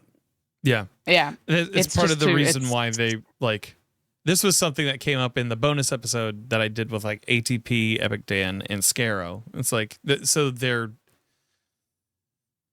taking away the stuff from the ritual playlist because nobody's using it for transmog, but and like not putting an emphasis on that, but like they have easily like every season at least 3 new armor sets for Eververse. In the reverse, Yeah. yeah. Yeah. So We could start ranting about we that. So we're could, just not yeah, we gonna could go litigate that all day. Oh yeah, A is yeah. good. More I think. hours. So Yeah. A or B. A or B. A is fine. I'm gonna toss it in A because hey, that's a win for PvP, man. Yeah, Like, there you go. You know that's- what? Yeah. There you You go. know what? They needed one, and there it is. So we also found out more about the security that is coming this year. So they've done a bunch of legal efforts lately, in order to push for a more stable game. Let's see here. Where's the? I'm looking here for the. Yeah, so they've gone after a lot of the cheat Yeah. programs. They've also done a couple of them about like the server tick rate stuff, Mhm. as far as like getting everything resynced and that stability that's been hitting us since Christmas time. Yeah. I think a lot of those are going to hit this season. Some of them might not hit till the new DLC, but the stability stuff is an A to an S for me. It's an S in ideation. It's gonna be a remains to be seen in execution. Yeah, that's But why I'm I in- had it at an A. Yeah, I'll put it as an S technically because anything that can make the servers more stable, anything that can help with connection, anything that can make the game more stable in general, anything that can remove cheaters, I'm all for it. So to me, it's an S technically, but it still hinges on whether or not it's implemented correctly. So, but I'm all for it. I've got it in an A just because it's not exciting. Like it's awesome. Don't get me wrong. Yeah, like it's not I sexy. love improved stability. The game functions better, less cheaters. Awesome, but like I'm not pumped for it.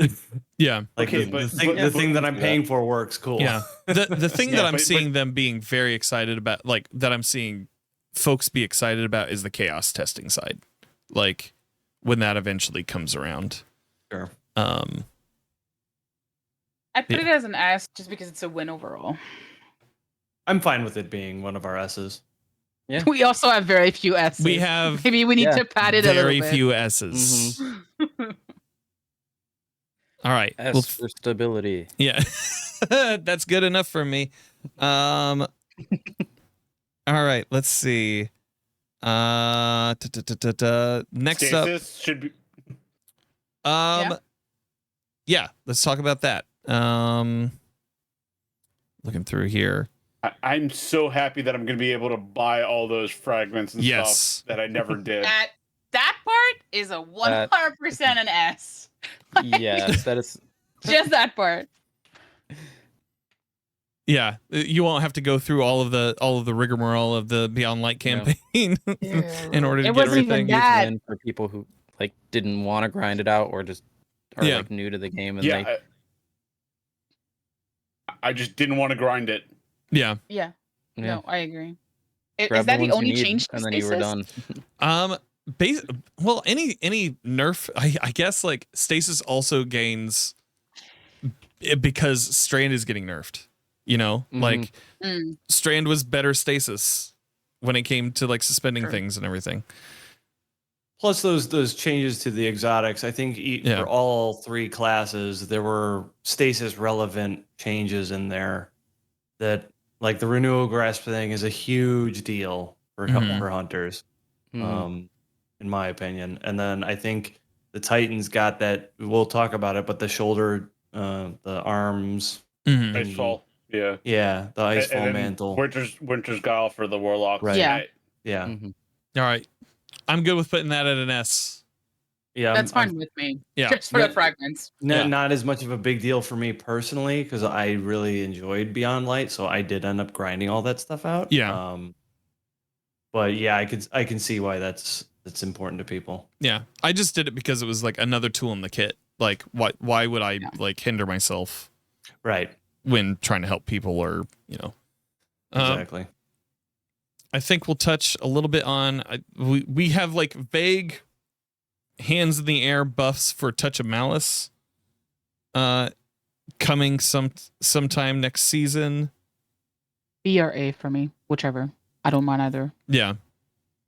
It's an underused weapon. It could be good. It right now isn't. I think it's a great thing that they're trying to buff it, make it better. So at least a B. I'm also good for an A. I go B on that one. Yeah. Like, okay. I'm fine with if we knew exactly what the buffs were, that might bump it up for me. Yeah.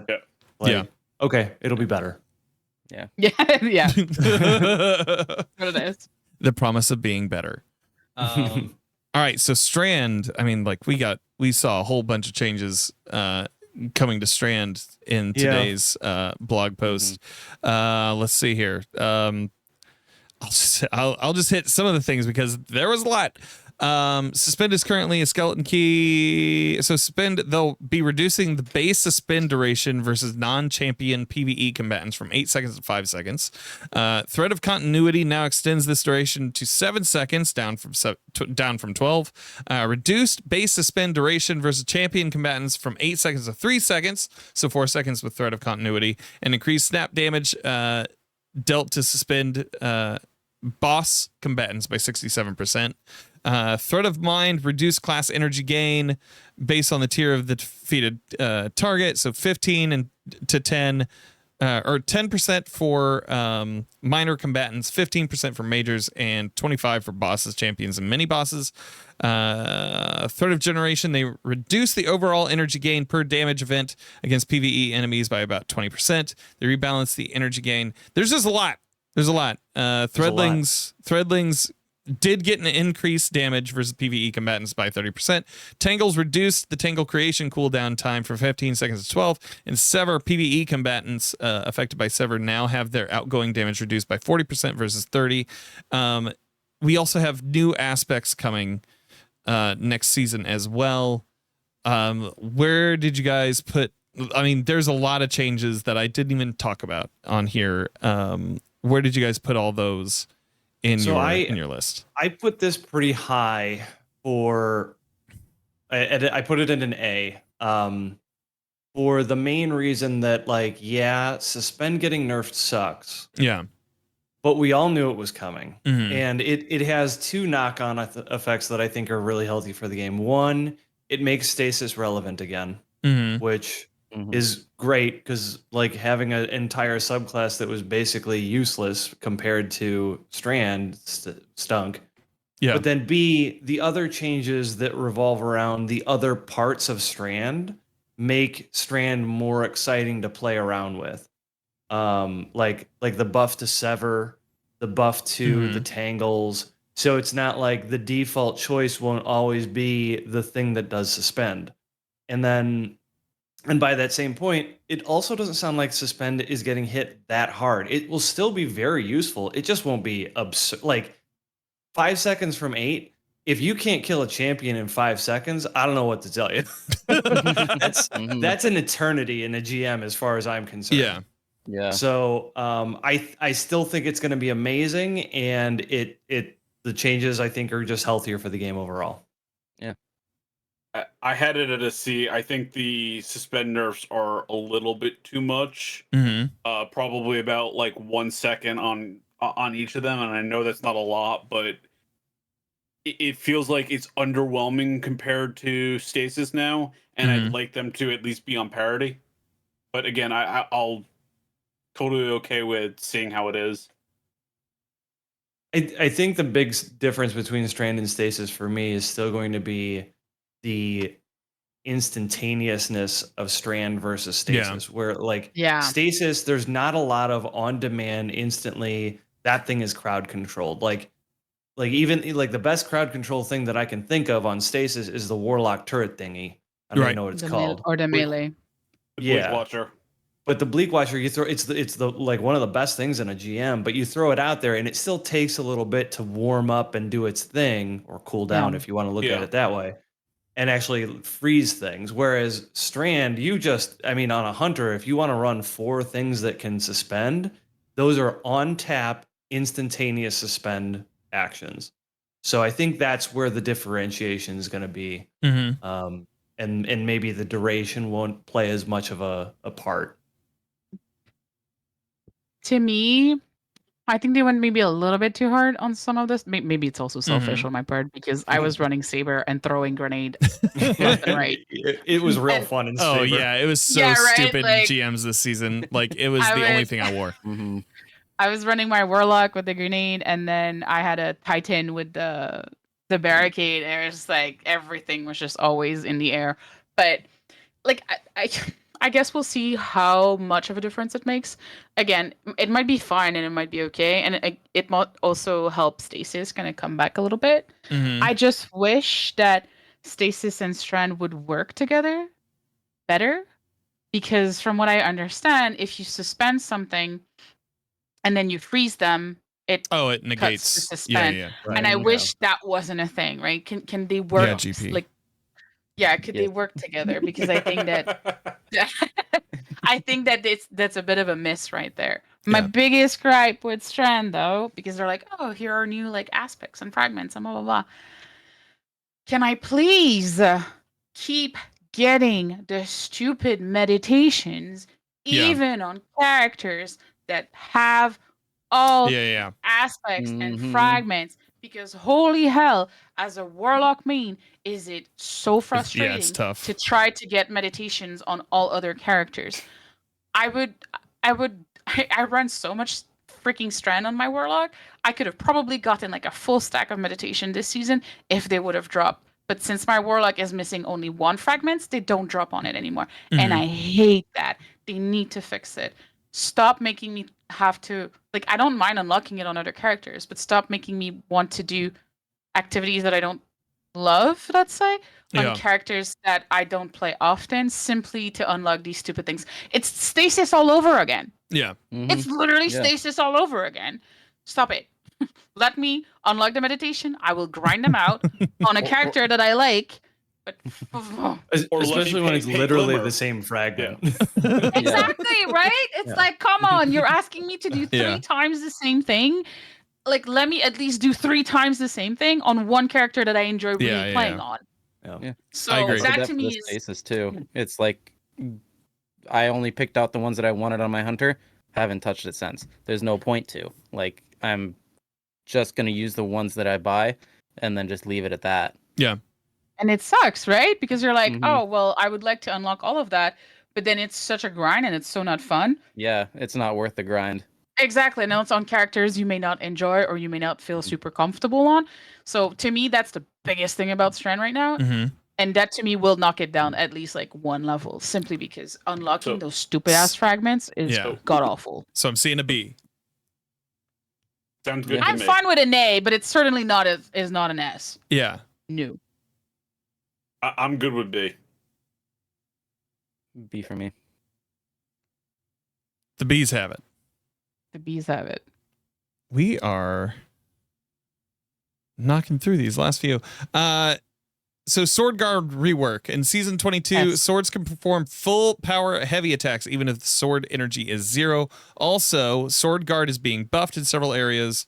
They said in this article from WoWvendor.com, although there is no more detailed information about the Sword Guard adjustments, one video from Bungie's articles revealed the strange behavior of sword energy. It remained at a 0 value for quite some time and then quickly began to fill. Perhaps something similar is expected. Where'd you guys have this? If it's just like what's in the article, it's like the guard and then the energy stuff, it's an S. I don't use sword enough to be like super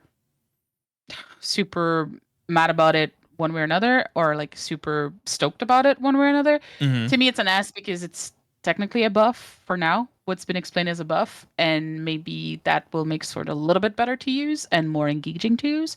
So A or S, fine with me. Where do you want to put it, Mr. Lament Everything? I kind of want to put it. I wouldn't necessarily say S because like I don't know how quickly that energy goes up. I think being able to do the heavy attack without any energy is kind of interesting. But I am cautiously optimistic, and I would put it at an A. I've got it as an A. Yeah, I think it's going to be good. Yeah. I just don't know if it's going to be like life changing. Amazing. Yeah. Right. A is fine. Let's see here. I'm going to go ahead and skip to where did you guys have these zoom changes? Everything's going to be hit basically when it comes to zoom. And rangefinder, I think, will be downgraded. What are your thoughts? Where did you guys put that? I have it as a C. I think this is more going to affect PvP than the PvE side. I think this is part of them like normalizing ranges. So I think it's a good thing, but it's a real wait and see thing too, because it could like really shift the meta in a bad way. Yeah. And if it does touch PvE, then I'll be furious. Yeah, probably somewhere in that A to B range, probably B. Like it could go either way. Yeah, I'd put it at a B as well. Heard. I'm more lined up with like what Dunes is like. It is a wait and see thing. Yeah, exactly. That's kind of why I put it. Yeah, it's not a D. No. you know, but it is definitely a wait and see. So Thunder Crash changes. They increase the base cooldown time from 500 seconds to 550 seconds, or to 556 seconds, matching the majority of our roaming super roster. Theoretically, Thunder Crash is a one-off super, but in practice, its kill potential is closer to that of a roaming super, so we're updating its base cooldown to reflect that. Thoughts? Why does PvE have to suffer for PvP? Yeah, that's pretty much where I land. Because nobody in PvE is flying through a pack of enemies to get to another pack of enemies. Yeah. But also, by the same token, Thunder Crash is almost universally used in PvE for boss damage. Yeah. Wait. I got to do something. Right. And you've got your Thunder Crash available in those moments. If the cooldown time on that is the difference between you finishing a raid boss or not, maybe not. I like what is it? Like 10%? Like about maybe a little more. Yeah, I think that if it pans out that's like the difference between you getting it for the second damage phase again or not, that is where I'm going to be really mad. Sure. Mm-hmm. I think that the difference between PvE and PvP is that the abundance of orbs so easily offsets that kind of change. Yeah. That I don't think that you're really going to feel it. And if it addresses a pain point in PvP, and they don't get that many wins, let PvP players have a little something. Mm-hmm. So I'm okay with that being higher, but I also don't care. Yeah, what I don't get about that change is why don't you make it in PvP where that motion is not what's doing the lion's share of the damage, but it's the impact. Mm-hmm. Again, it's a minute more. At the end of the day, it's 56 seconds Yeah. more, right? It's a minute more. I think that at base. Exactly, at base. So I think that, like Dune said, with the orbs that you can get in PvP, especially in like raids and that type of activity, it shouldn't be felt that much, hopefully. Mm-hmm. Again, it's a wait and see type of thing. But I would say B or C. I think this more leans toward a C for me personally. Yeah, it's a C for me.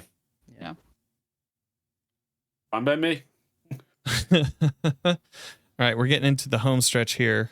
The Titan exotics. Icefall Mantle, Doomfang Pauldron, or Icefall Mantle for Titan grants an escalating bonus to stasis weapon damage when getting rapid stasis kills. When you activate your stasis or your class ability, you immediately gain the highest tier bonus. Doomfang Pauldrons grants an escalating bonus to void weapon damage while getting rapid void kills. When you get a void melee kill, you immediately gain the highest tier bonus.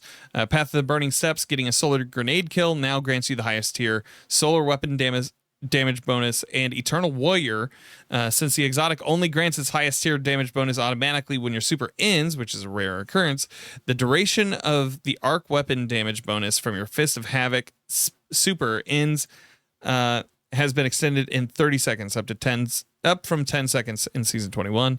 The ACDO feedback fences. The exotic got a complete mechanical rework and now ties into the armor charge system, increasing its versatility and making it more useful in scenarios where you might not be taking a lot of melee damage. With the new perk, which completely replaces the old, when melee hits give you an armor charge, you take reduced melee damage while you have that armor charge. Taking melee damage causes you to emit a burst of damaging arc energy that jolts targets, consuming your armor charge and dealing more damage based on the number of stacks consumed. Hallowfire Heart. This exotic often stands in the shadow of the more ubiquitous Heart of Inmost Light. To remedy that, we've removed its base energy to solar abilities and replaced it with a perk that lets you build more into sunspots. We think you'll be seeing many more sunspots on the battlefield as a result. As for the perk that greatly increases your ability regen rate when your super is fully charged, we left that as is. So besides myself and I think GP, is there any other Titan mains? I mean, I have to be one next season because of charity too. Thank you. Yeah. You're welcome. I knew you were fishing. No. So the thing is that the Icefall Mantle, I'm curious about because I used to run this, but not on stasis. I ran it on solar with sunspots. Yeah. With what it does to the ability recharge, I'm very excited about that and Hallfire. Yeah. I think the jolting for the ACDO feedback fences is interesting, especially how that feeds into that new system. Personally, I think that this is an A. I think this is on par with the Hunter changes. Yeah, I agree. I love playing my Titan. I wouldn't say I take it seriously, but yeah, a lot of these changes just sound like all the Icefall, Doomfang, Path, Eternal Warrior. Those are some nice neutral exotics for those specific subclasses. And they have parity. They have parity. That's nice to see. And then the feedback fence and the Hollow Fire Heart, like that's just cool new functionality that we're seeing on some very old exotics. The feedback fence one in particular sounds like lots of fun. Yes, that just sounds goofy. Yeah, just punch and get punched, and stuff is gonna get lit up. All right, I am placing that at A. We'll go ahead and do the Warlock bit here. I don't know why I separated all those out. So Astrocyte verse. We've added 2 more pieces of functionality to this exotic. Enemies near you when you blink become volatile. Additionally, when using the super Nova Warp, the Dark Blink ability no longer consumes super energy. Geomax. That's a win. Geomag stabilizers. While we often heard calls to restore the perk that let you top off your super energy by sprinting, the legacy of the incentive still creates some pretty silly play patterns. Instead, we wanted to give players a way to get more super energy, no matter how charged their super is. Now, picking up an ionic trace while wearing the exotic will grant Guardians additional super energy. Wings of Sacred Dawn, leaning into the orbital weapons platform of fantasy. We wanted to help players have a way to stay aloft longer, especially in target-rich PvE environments. Typically, reloading was the main cause for a float to end. This exotic now automatically reloads solar weapons, including your weapon you are holding, from reserves each time you get a kill while aiming down sights. Try this one out with Xenophage. Winter's Guile. Due to the nature of the Stasis Warlock's melee ability, this exotic was previously a disappointing choice for that subclass. We've added a new perk to this one specifically for when you're playing with Stasis subclasses. Now combatants encased by your Penumbral Blast melee will automatically shatter after a short delay. Astrocyte verse is great. Yeah. Geomags is kind of duh. Yeah, it's playing into the Ionic Trace. It's more like you nerfed it and now you're bringing it back because you nerfed it too hard. Yeah. Wings of Sacred Dawn kind of feels like Meme. only a handful of people ever use that exotic, and Yeah. they're mainly in PvP, not really in PvE. So I don't know. It could be a good thing. It could be a really bad thing. That's a wait and see type of thing. Yeah. And Winter's Guile, I don't know. I feel like it's kind of okay, but I don't see myself using Winter's Guile in freaking GMs. Yeah. Like, no. Maybe in PvP, maybe, but Not, I don't know. Yeah. They're overall good, but they're not amazing. But they're not. So to me, these changes aren't as exciting as what you get for Hunter and Titan. Exactly. B? Yeah, I had it at B. Yeah. Yeah, it's a good B because like the only one that's really interesting in my opinion is the Astrocyte because it makes able to proc volatile. Yeah. But then Astrocyte requires you to blink, and blink is like a skill gap. Let's not lie to ourselves. Great blinkers are amazing. Oh but yeah.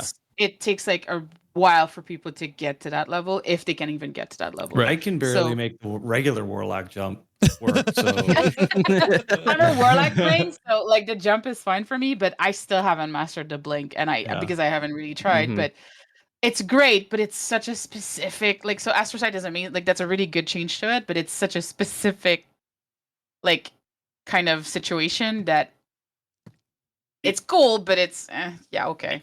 it helps the people. It leans into the power fantasy for blank already. I'm good with it, but I'm not going to use it.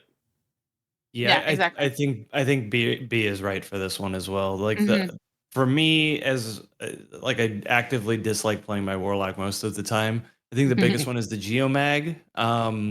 Just because I really like using Cold Heart on my warlock. But I don't know if that's going to pull me off of Vesper of Radius or the Matrix helmet looking thing. Yeah. Oh, the new one. Yeah. Yeah, I can never remember what that thing's called, but yeah, I mean, not bad, certainly not bad changes, but not nearly as exciting as the other two classes. Right. Yeah, like I'm not even Geomag. I'm probably not going to use because, well, yeah, just you know, it's not my play style, but whatever, you know. Yeah. And Fallen Sunstar, which is the exotic you're talking about, is Oh yeah, better. that's what I meant. It's better when it comes to ionic traces overall. Yeah. So it's yeah. Under Pressure. I found it, kids. Under Pressure will be getting a nerf, but only for fusion rifles. Where are you guys seeing this one? I've got this at a D. Yeah. Because I like using fusion rifles in PvP. Same. And I don't know if there's anything that can really replace Under Pressure. This basically feels like they're just doing a flat nerf to fusion rifles in PvP. Because like you basically, like outside of a few outliers, you don't run fusion rifles that don't have Under Pressure on it. Yeah. So it's a bummer. I think just I don't know, like more diversity in mod selection or perk selection is always good, but this one feels a little heavy-handed. I think it depends on how much is being nerfed, but yeah, C or D. Yeah, I'm fine with either. I'm fine with it as C. I'll put it at a C, and we can revisit some of these things if we feel strongly about them. Warden's Law, we get a new hand cannon family.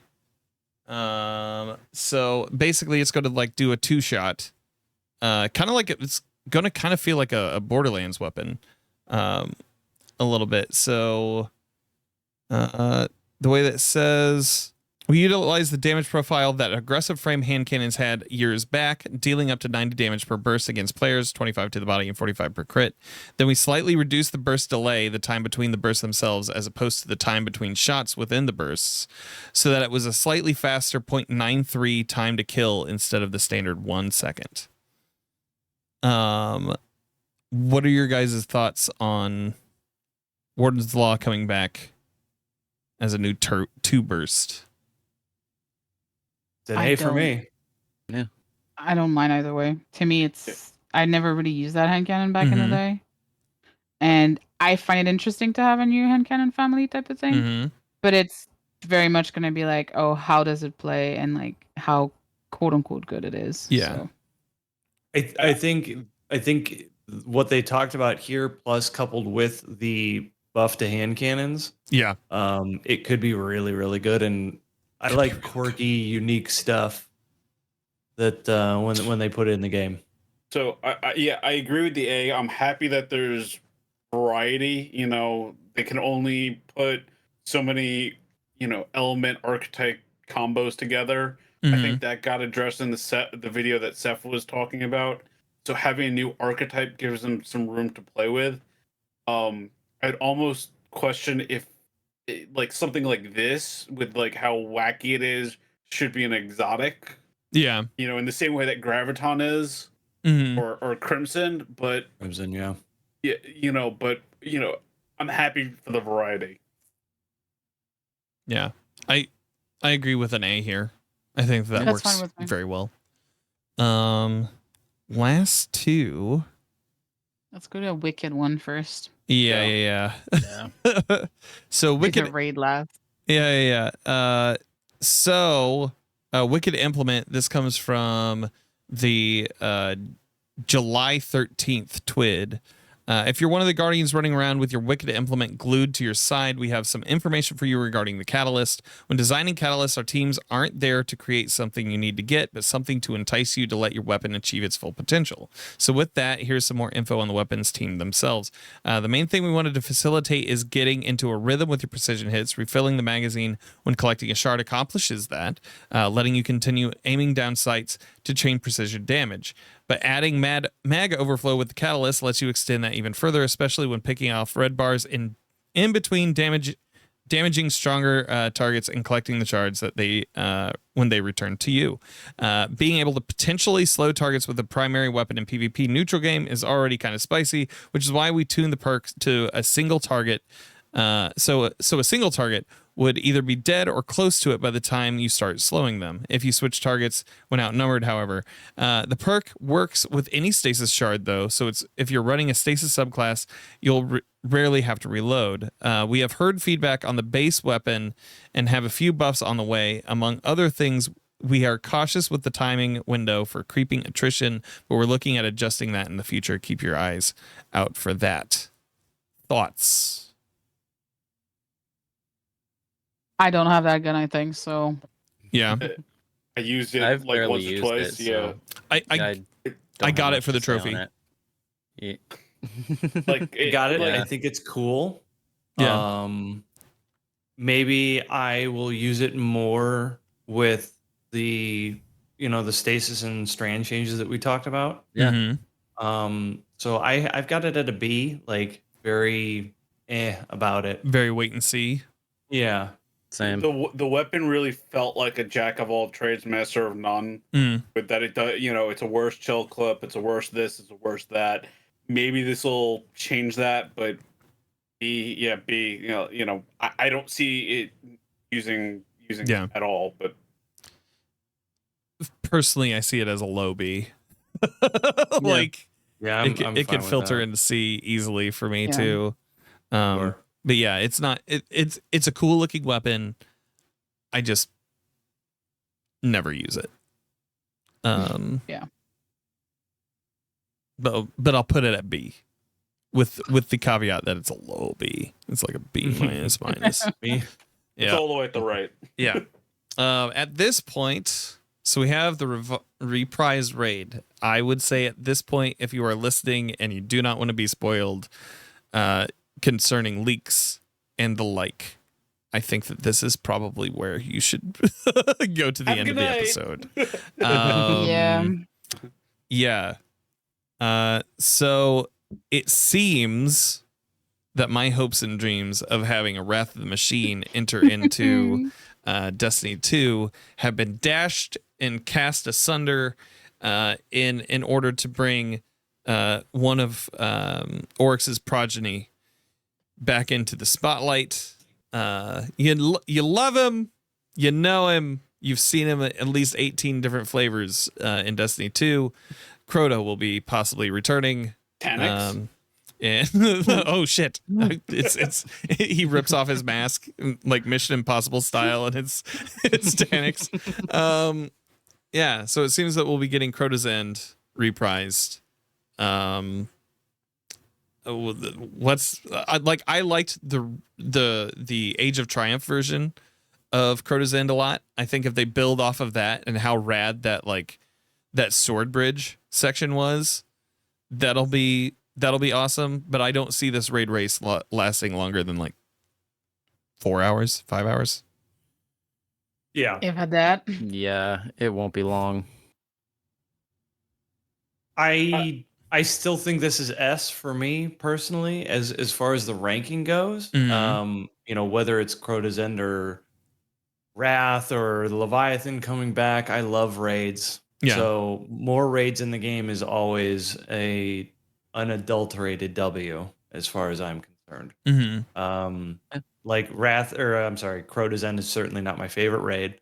But like if they tweak some things and mess around with some mechanics, it could be a lot of fun. So I had this at A. I think you're going to see a lot more different mechanics than you did on Vogue and Kingsfall. Mm-hmm. The quality of Crota versus the other raids. Mm-hmm. I think you'll Certainly. see a lot of some of those mechanics, like what they did with the psyops battlegrounds, like the light blade walk section versus like how Crota was. I think you're going to see a lot of reworks that they've been hinting at Yeah. and messing around with in the game already. Yeah, I could see the sword bridge encounter being a lot more complicated. Yeah. Where you've got to do something extra on either side, maybe at the same time. I don't know, Yeah. but yeah, I can like, I mean, we're able to skate so easily now. There have to be like death walls everywhere, probably. Yes. yeah. Yeah, but we don't have self-res now. Yeah, that's true. I mean, they could go so far as to literally put up like you can see the death wall, where Yeah. like there's just It's like a there's something on foggy either side of it. thing. Yeah. Like I didn't play Crota, I didn't play D1. Yeah. But like I've heard a lot about it, and I quote unquote played it in D2 Yeah. when they brought it back in one of the multiple flavors of him being brought back. Mm-hmm. And from what I've heard from people that did play D1, it's more aligned towards like what a dungeon is in D2 than a Yeah. raid. That's what I thought was going to happen. I thought it was going to come back as a dungeon. And I think a lot of people expected that and kind of maybe not we're hoping, but kind of we're like, oh yeah, that would make sense if they did Yeah. that.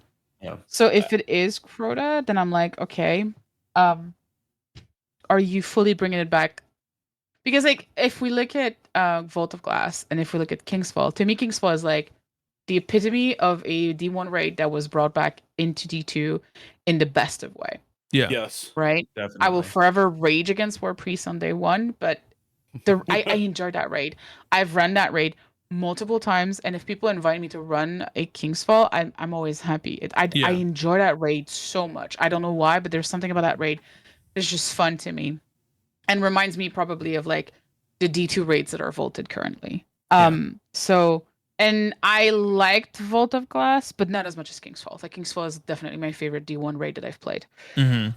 So I'm thinking, okay, but when you kind of look at Kingsfall, they brought it back pretty similarly to what it is in D1, but kind of spiced it up in the D2 way and made some things a little bit better for D2, right?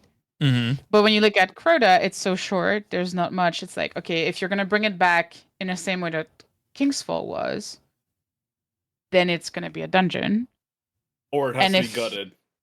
Or it has to be gutted and completely redone. But then is it a reprise raid? Right. Yeah. Right? Because I think that the idea of a reprise raid is to take the assets that are already existing, update them to their current engine, tweak things that need to be tweaked to make it a little bit more viable. Yeah. But it's the resource, it's the fact that it takes possibly less resource to make than a completely new raid, right? Wrath was a pipe dream. Like comparatively, it doesn't, just because of the amount of rework. They basically said that it's almost building it from scratch. Yeah, They say that for all the raids, the reprise raids, bringing stuff forward from D1. Yeah. Okay, maybe like it's been a while, but you don't have to invent mechanics. You don't have to test new mechanics. You don't have to like. The building blocks are there. You have to recreate the building blocks in the new engine, technically. Yeah. But you don't have to rethink. Not rethink. Yes. You don't have to think of create a whole new thing, right? It's recreation compared to creation. Right. So I think it's still a little bit easier. So if they got Crota, then it's like a new raid.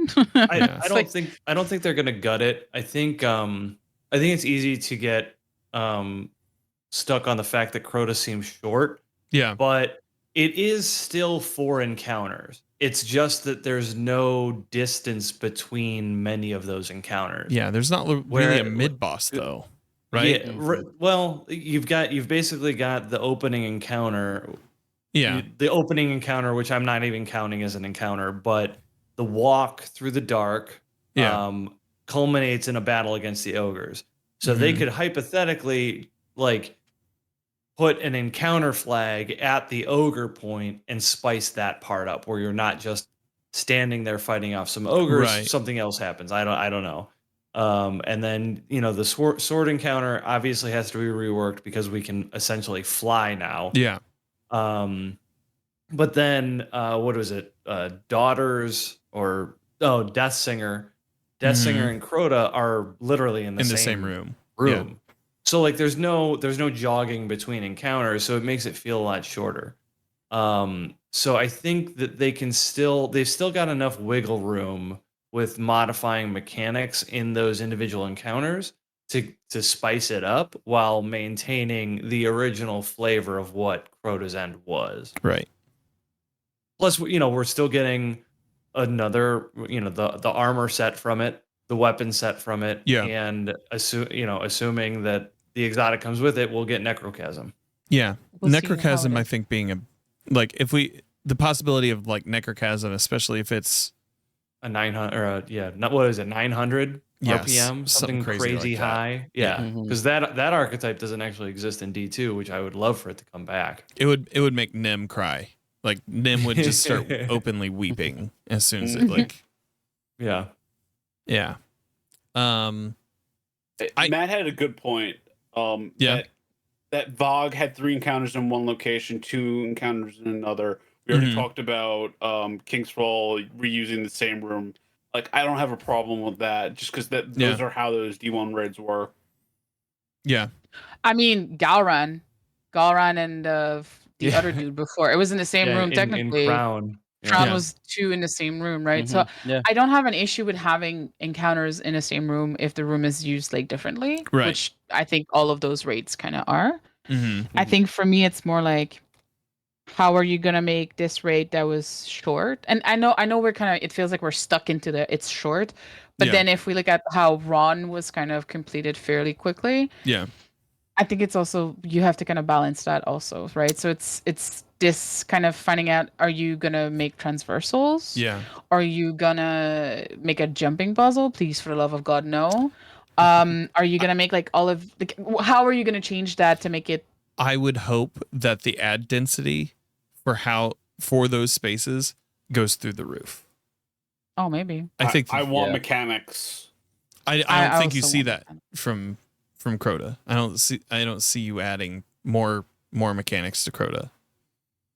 I see you adding like ad density to make sure that you're moving and to keep you uncomfortable. Matt even said like something about probably add Lucent Hive here and there. I could see them That'd be doing cool. that over, but I think more ads is probably where they'd tune it. Honestly. I really want them to just audible and just make the next reprise raid not be Wrath and have it like the raid layers come back. That would be nice. That would be super nice. I want all of those raids back, please. Yeah. for the love of God.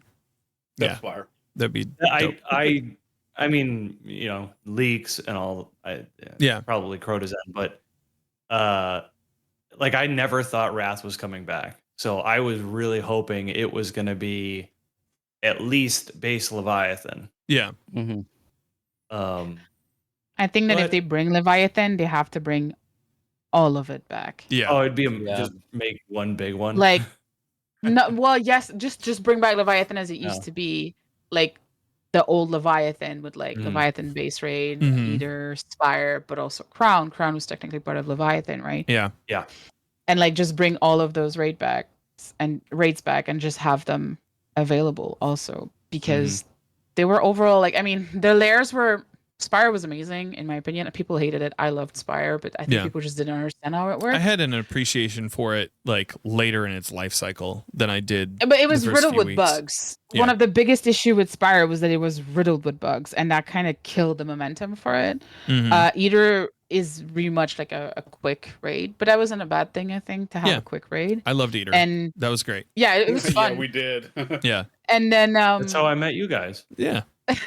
And then base Leviathan was fun because it had so many different encounters and so many different mechanics in like one raid. And it was different than like, here's boss, shoot boss the entire time. Exactly. It was a puzzler. So I'd love to see Wrath, because I will never play Wrath unless they bring it to D2. Yeah. But I would also very much like to have my old rates back, please. Yeah. Thank you. All right. I'm gonna put this at an A, which feels weird to say. I'm okay with that. Are we putting it in an A with the assumption that it is in fact Crota's End? I think so. I think I am. Yeah.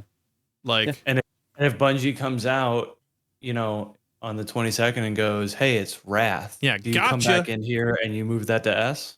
100% for me. I would love that, but I don't like. I honestly think that it's a pipe not a dream. chance. It's it's a pipe dream at this point. Like, obviously, like next season we're probably going to have like a Savathun tinged season. It generally they go in theming and instead of counter to what they do during that season for the raid. So having a Hive themed raid during a Savathun season makes sense.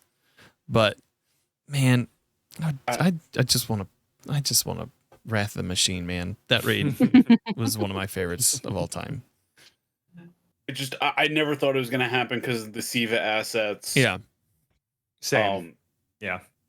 Like unless they did an expansion where that was like a Siva expansion where those assets came in anyway. Yeah. I just couldn't see them bringing all that stuff over just for the raid. You missed that chance with the Rasputin season. Right. I will forever be mad at that. Yeah. Like, yeah, I think that with them killing off Rasputin like that. I mean, to be fair, it is an AI. It is a war mine. It is like, how many freaking bunkers does this asshole have? Like, so many routines and so many redundancies. Like, maybe he's somewhere hiding deep within a bunker that we don't know about. Like, that I wouldn't even be surprised if at some point they brought him back and we're like, yeah, he was just hiding in a bunker. Like, okay. And it would make sense. Like, it would even have to be retcon. It would just be like, yeah, he was a submine in a bunker and it was brought back. Cool.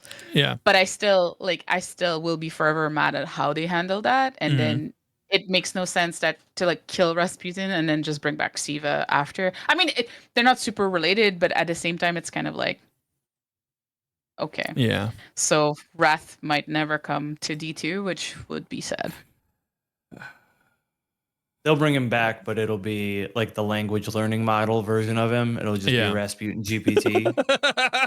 Dude, stop. I want my war mine back. I don't want my whatever that was. It'll be trained to steal people's art. Dude. Like, it was cool to be able to interact with him, but it was not Rasputin that we knew. It wasn't like the almighty Mars big thing. I don't know. Like he'll say something in Russian and then you'll ask Anna Bray about it and she'll be like, he said something about NFTs. Oh my god, stop it. Gray Fox has the question, so I'm gonna bring him in for one last bout. Bring him in. I think this is a pretty good list. I think we nailed it. Yeah, I agree. Oh, you guys again. Hello. Hi. Hi. Hi. Welcome back. Thank you. Well, Dunes already took part of my question. I was gonna say, hey, Grumpy Dunes. Yeah. But since you tiered everything up, what are you guys looking forward to? I know it's about 2 weeks away. Reveal. Yay, nay, middling? I just want good things. I think we all do. No, but like I want them to be like wowing us enough to be like, okay, that's state of the game. We're just gonna put it on the back burner for now and kind of like not feel as strong about it. Like, they need a win because it is bad. Like I said, right now it's not just anger, it's apathy, and they need to find a way to make that go away. So that's what I want out of that showcase. I think what I'm looking forward to with the reveal is I want to be surprised. I don't want to see gameplay and go, oh, that's what that is. Oh, that's what that is. Oh, that's what that is. I want to look at that gameplay and go, what the heck is that? Yeah. Those are the fun parts of the reveals for me. So that's what I'm really looking forward to, the surprise. And they've got a lot of room to work with as far as the story stuff goes. So we'll see. Yeah. There's something we didn't even talk about was that they are changing the structure for how they reveal the story in season 22 and season 23. Oh, that's right. And They so, did say that. Yeah, so that's not even on here. I probably should have had that on here. I would probably put that either at an A or a B on here as well. Yeah, I'd put that pretty high. Yeah. Changing that up, hopefully for the better. Yeah, hopefully. What I'm looking forward to, I really want to know what happens after Final Shape, because it feels like we are slowly trudging toward an end of life for Destiny 2. Not necessarily that like the game's bad or anything, but like seeing them not invest in PvP, not invest in Gambit, that feels very much like a business decision you would make if you were not planning on keeping the title around super long. Like it does feel a little bit like we're wrapping it up here. Yeah. Which and not just story wise. Yeah, which understandable for the final, like they said the Final Shape would be the end of the saga and that there would be something after that. I'm almost wondering if after the year of Final Shape we get another like numbered box or something. That's what I'm curious.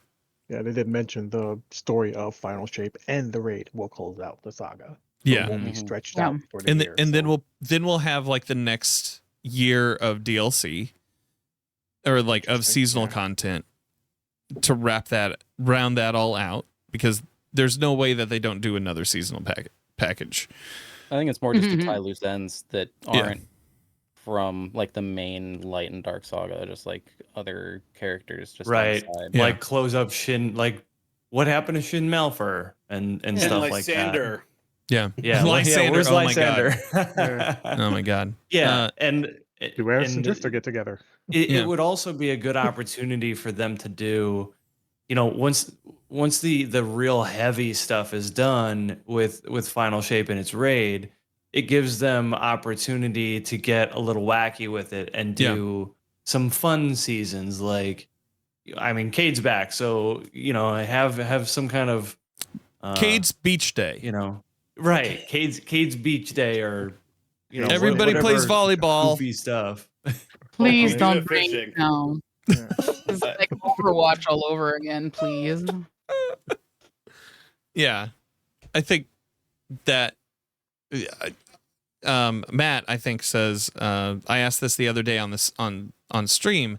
If there's a new game, will it include Gambit or Crucible?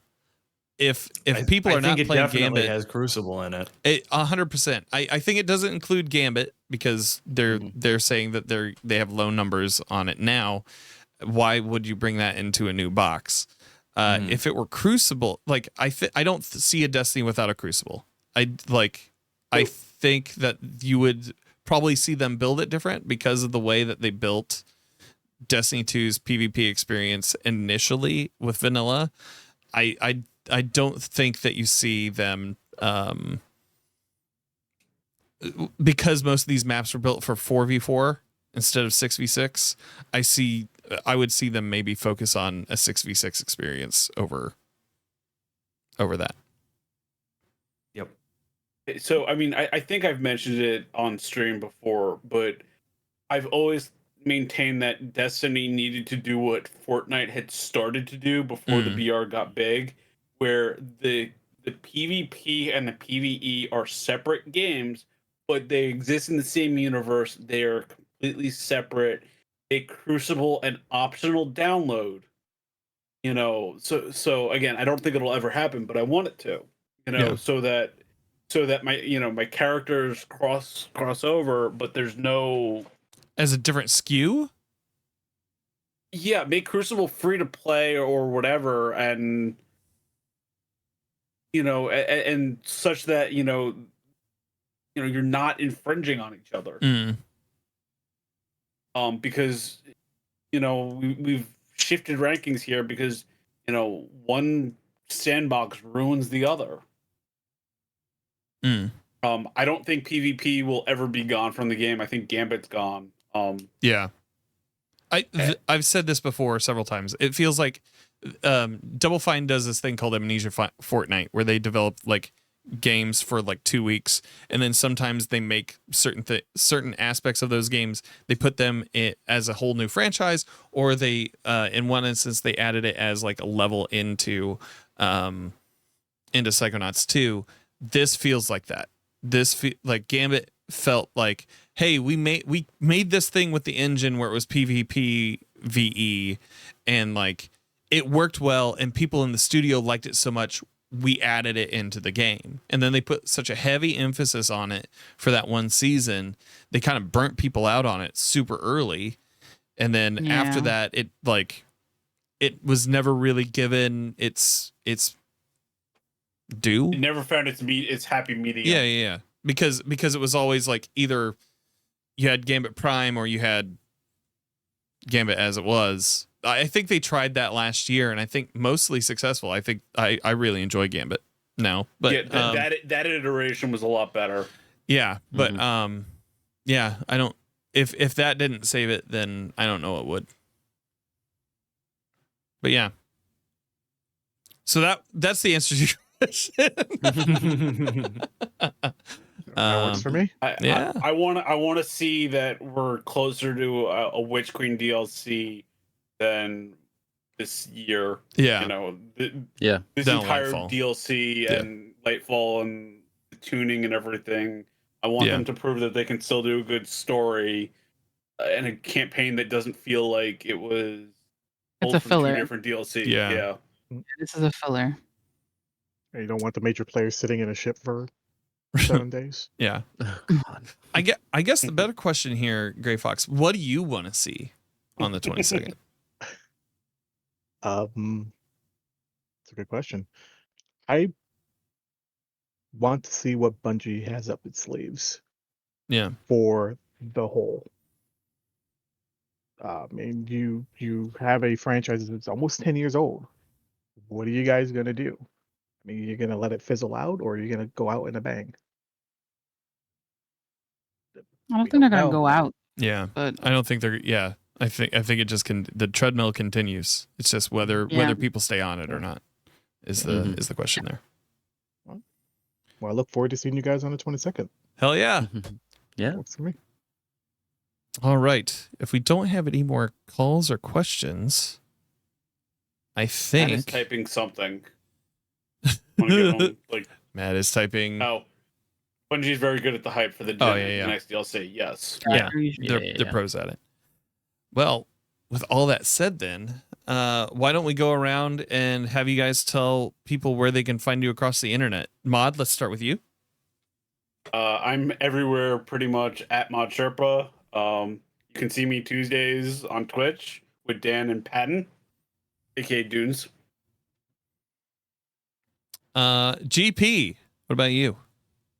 You can find me on Twitter at GDNPhotographer, Instagram and Threads at GuardianPhotographer, and you can check out my website, GuardianPhotographer.com. And Dunes. You can find me nowhere. You can get at me in Dan's Discord, and I do occasionally stream on Twitch as Mr. Dunes, but you will not find me on Twitter or Instagram or anything of those sorts. And Seth, what about you? You can just find me on Eseipha, anything pretty much. Like that's all there is to it. But yeah, been less on Twitter because it's a bit of a mess. Understatement And of I the year. don't- Yeah, and I don't use Instagram for anything really. Like it's more to kind of browse, and I don't really browse there anymore. Yeah. So yeah, I've been using the Insta. I've been using the Insta way more lately. No, TikTok for me is like my fun kind of thing, and I've just got Blue Sky, so I've been there because it reminds me of old Twitter, so that makes me happy. And I'm waiting for Hive to get their freaking desktop version. No freaking joke, dude. Get it together. Dude, I love that. I need them to have a website. That's all I need. Please, for the love of God. But yeah, that's pretty much it. That's where you can find me. My name's Danfinity. You can find me on the Twitter and the Instagram and the TikTok at Danfinity, where the I's are L's. You can also find me on Twitch 4 days a week helping Guardians with in-game activities. If you'd like to support the show, please remember to rate and review on your podcast platform of choice. Anything you say helps us in the algorithm. And if you'd like to give a couple bucks a month to help keep the lights on, head on over to coffee.com/toinfinity. That is ko-fi.com/toinfinity. All the links are in the notes for the show. Thank you so much for listening, and I hope you find what you're grinding for.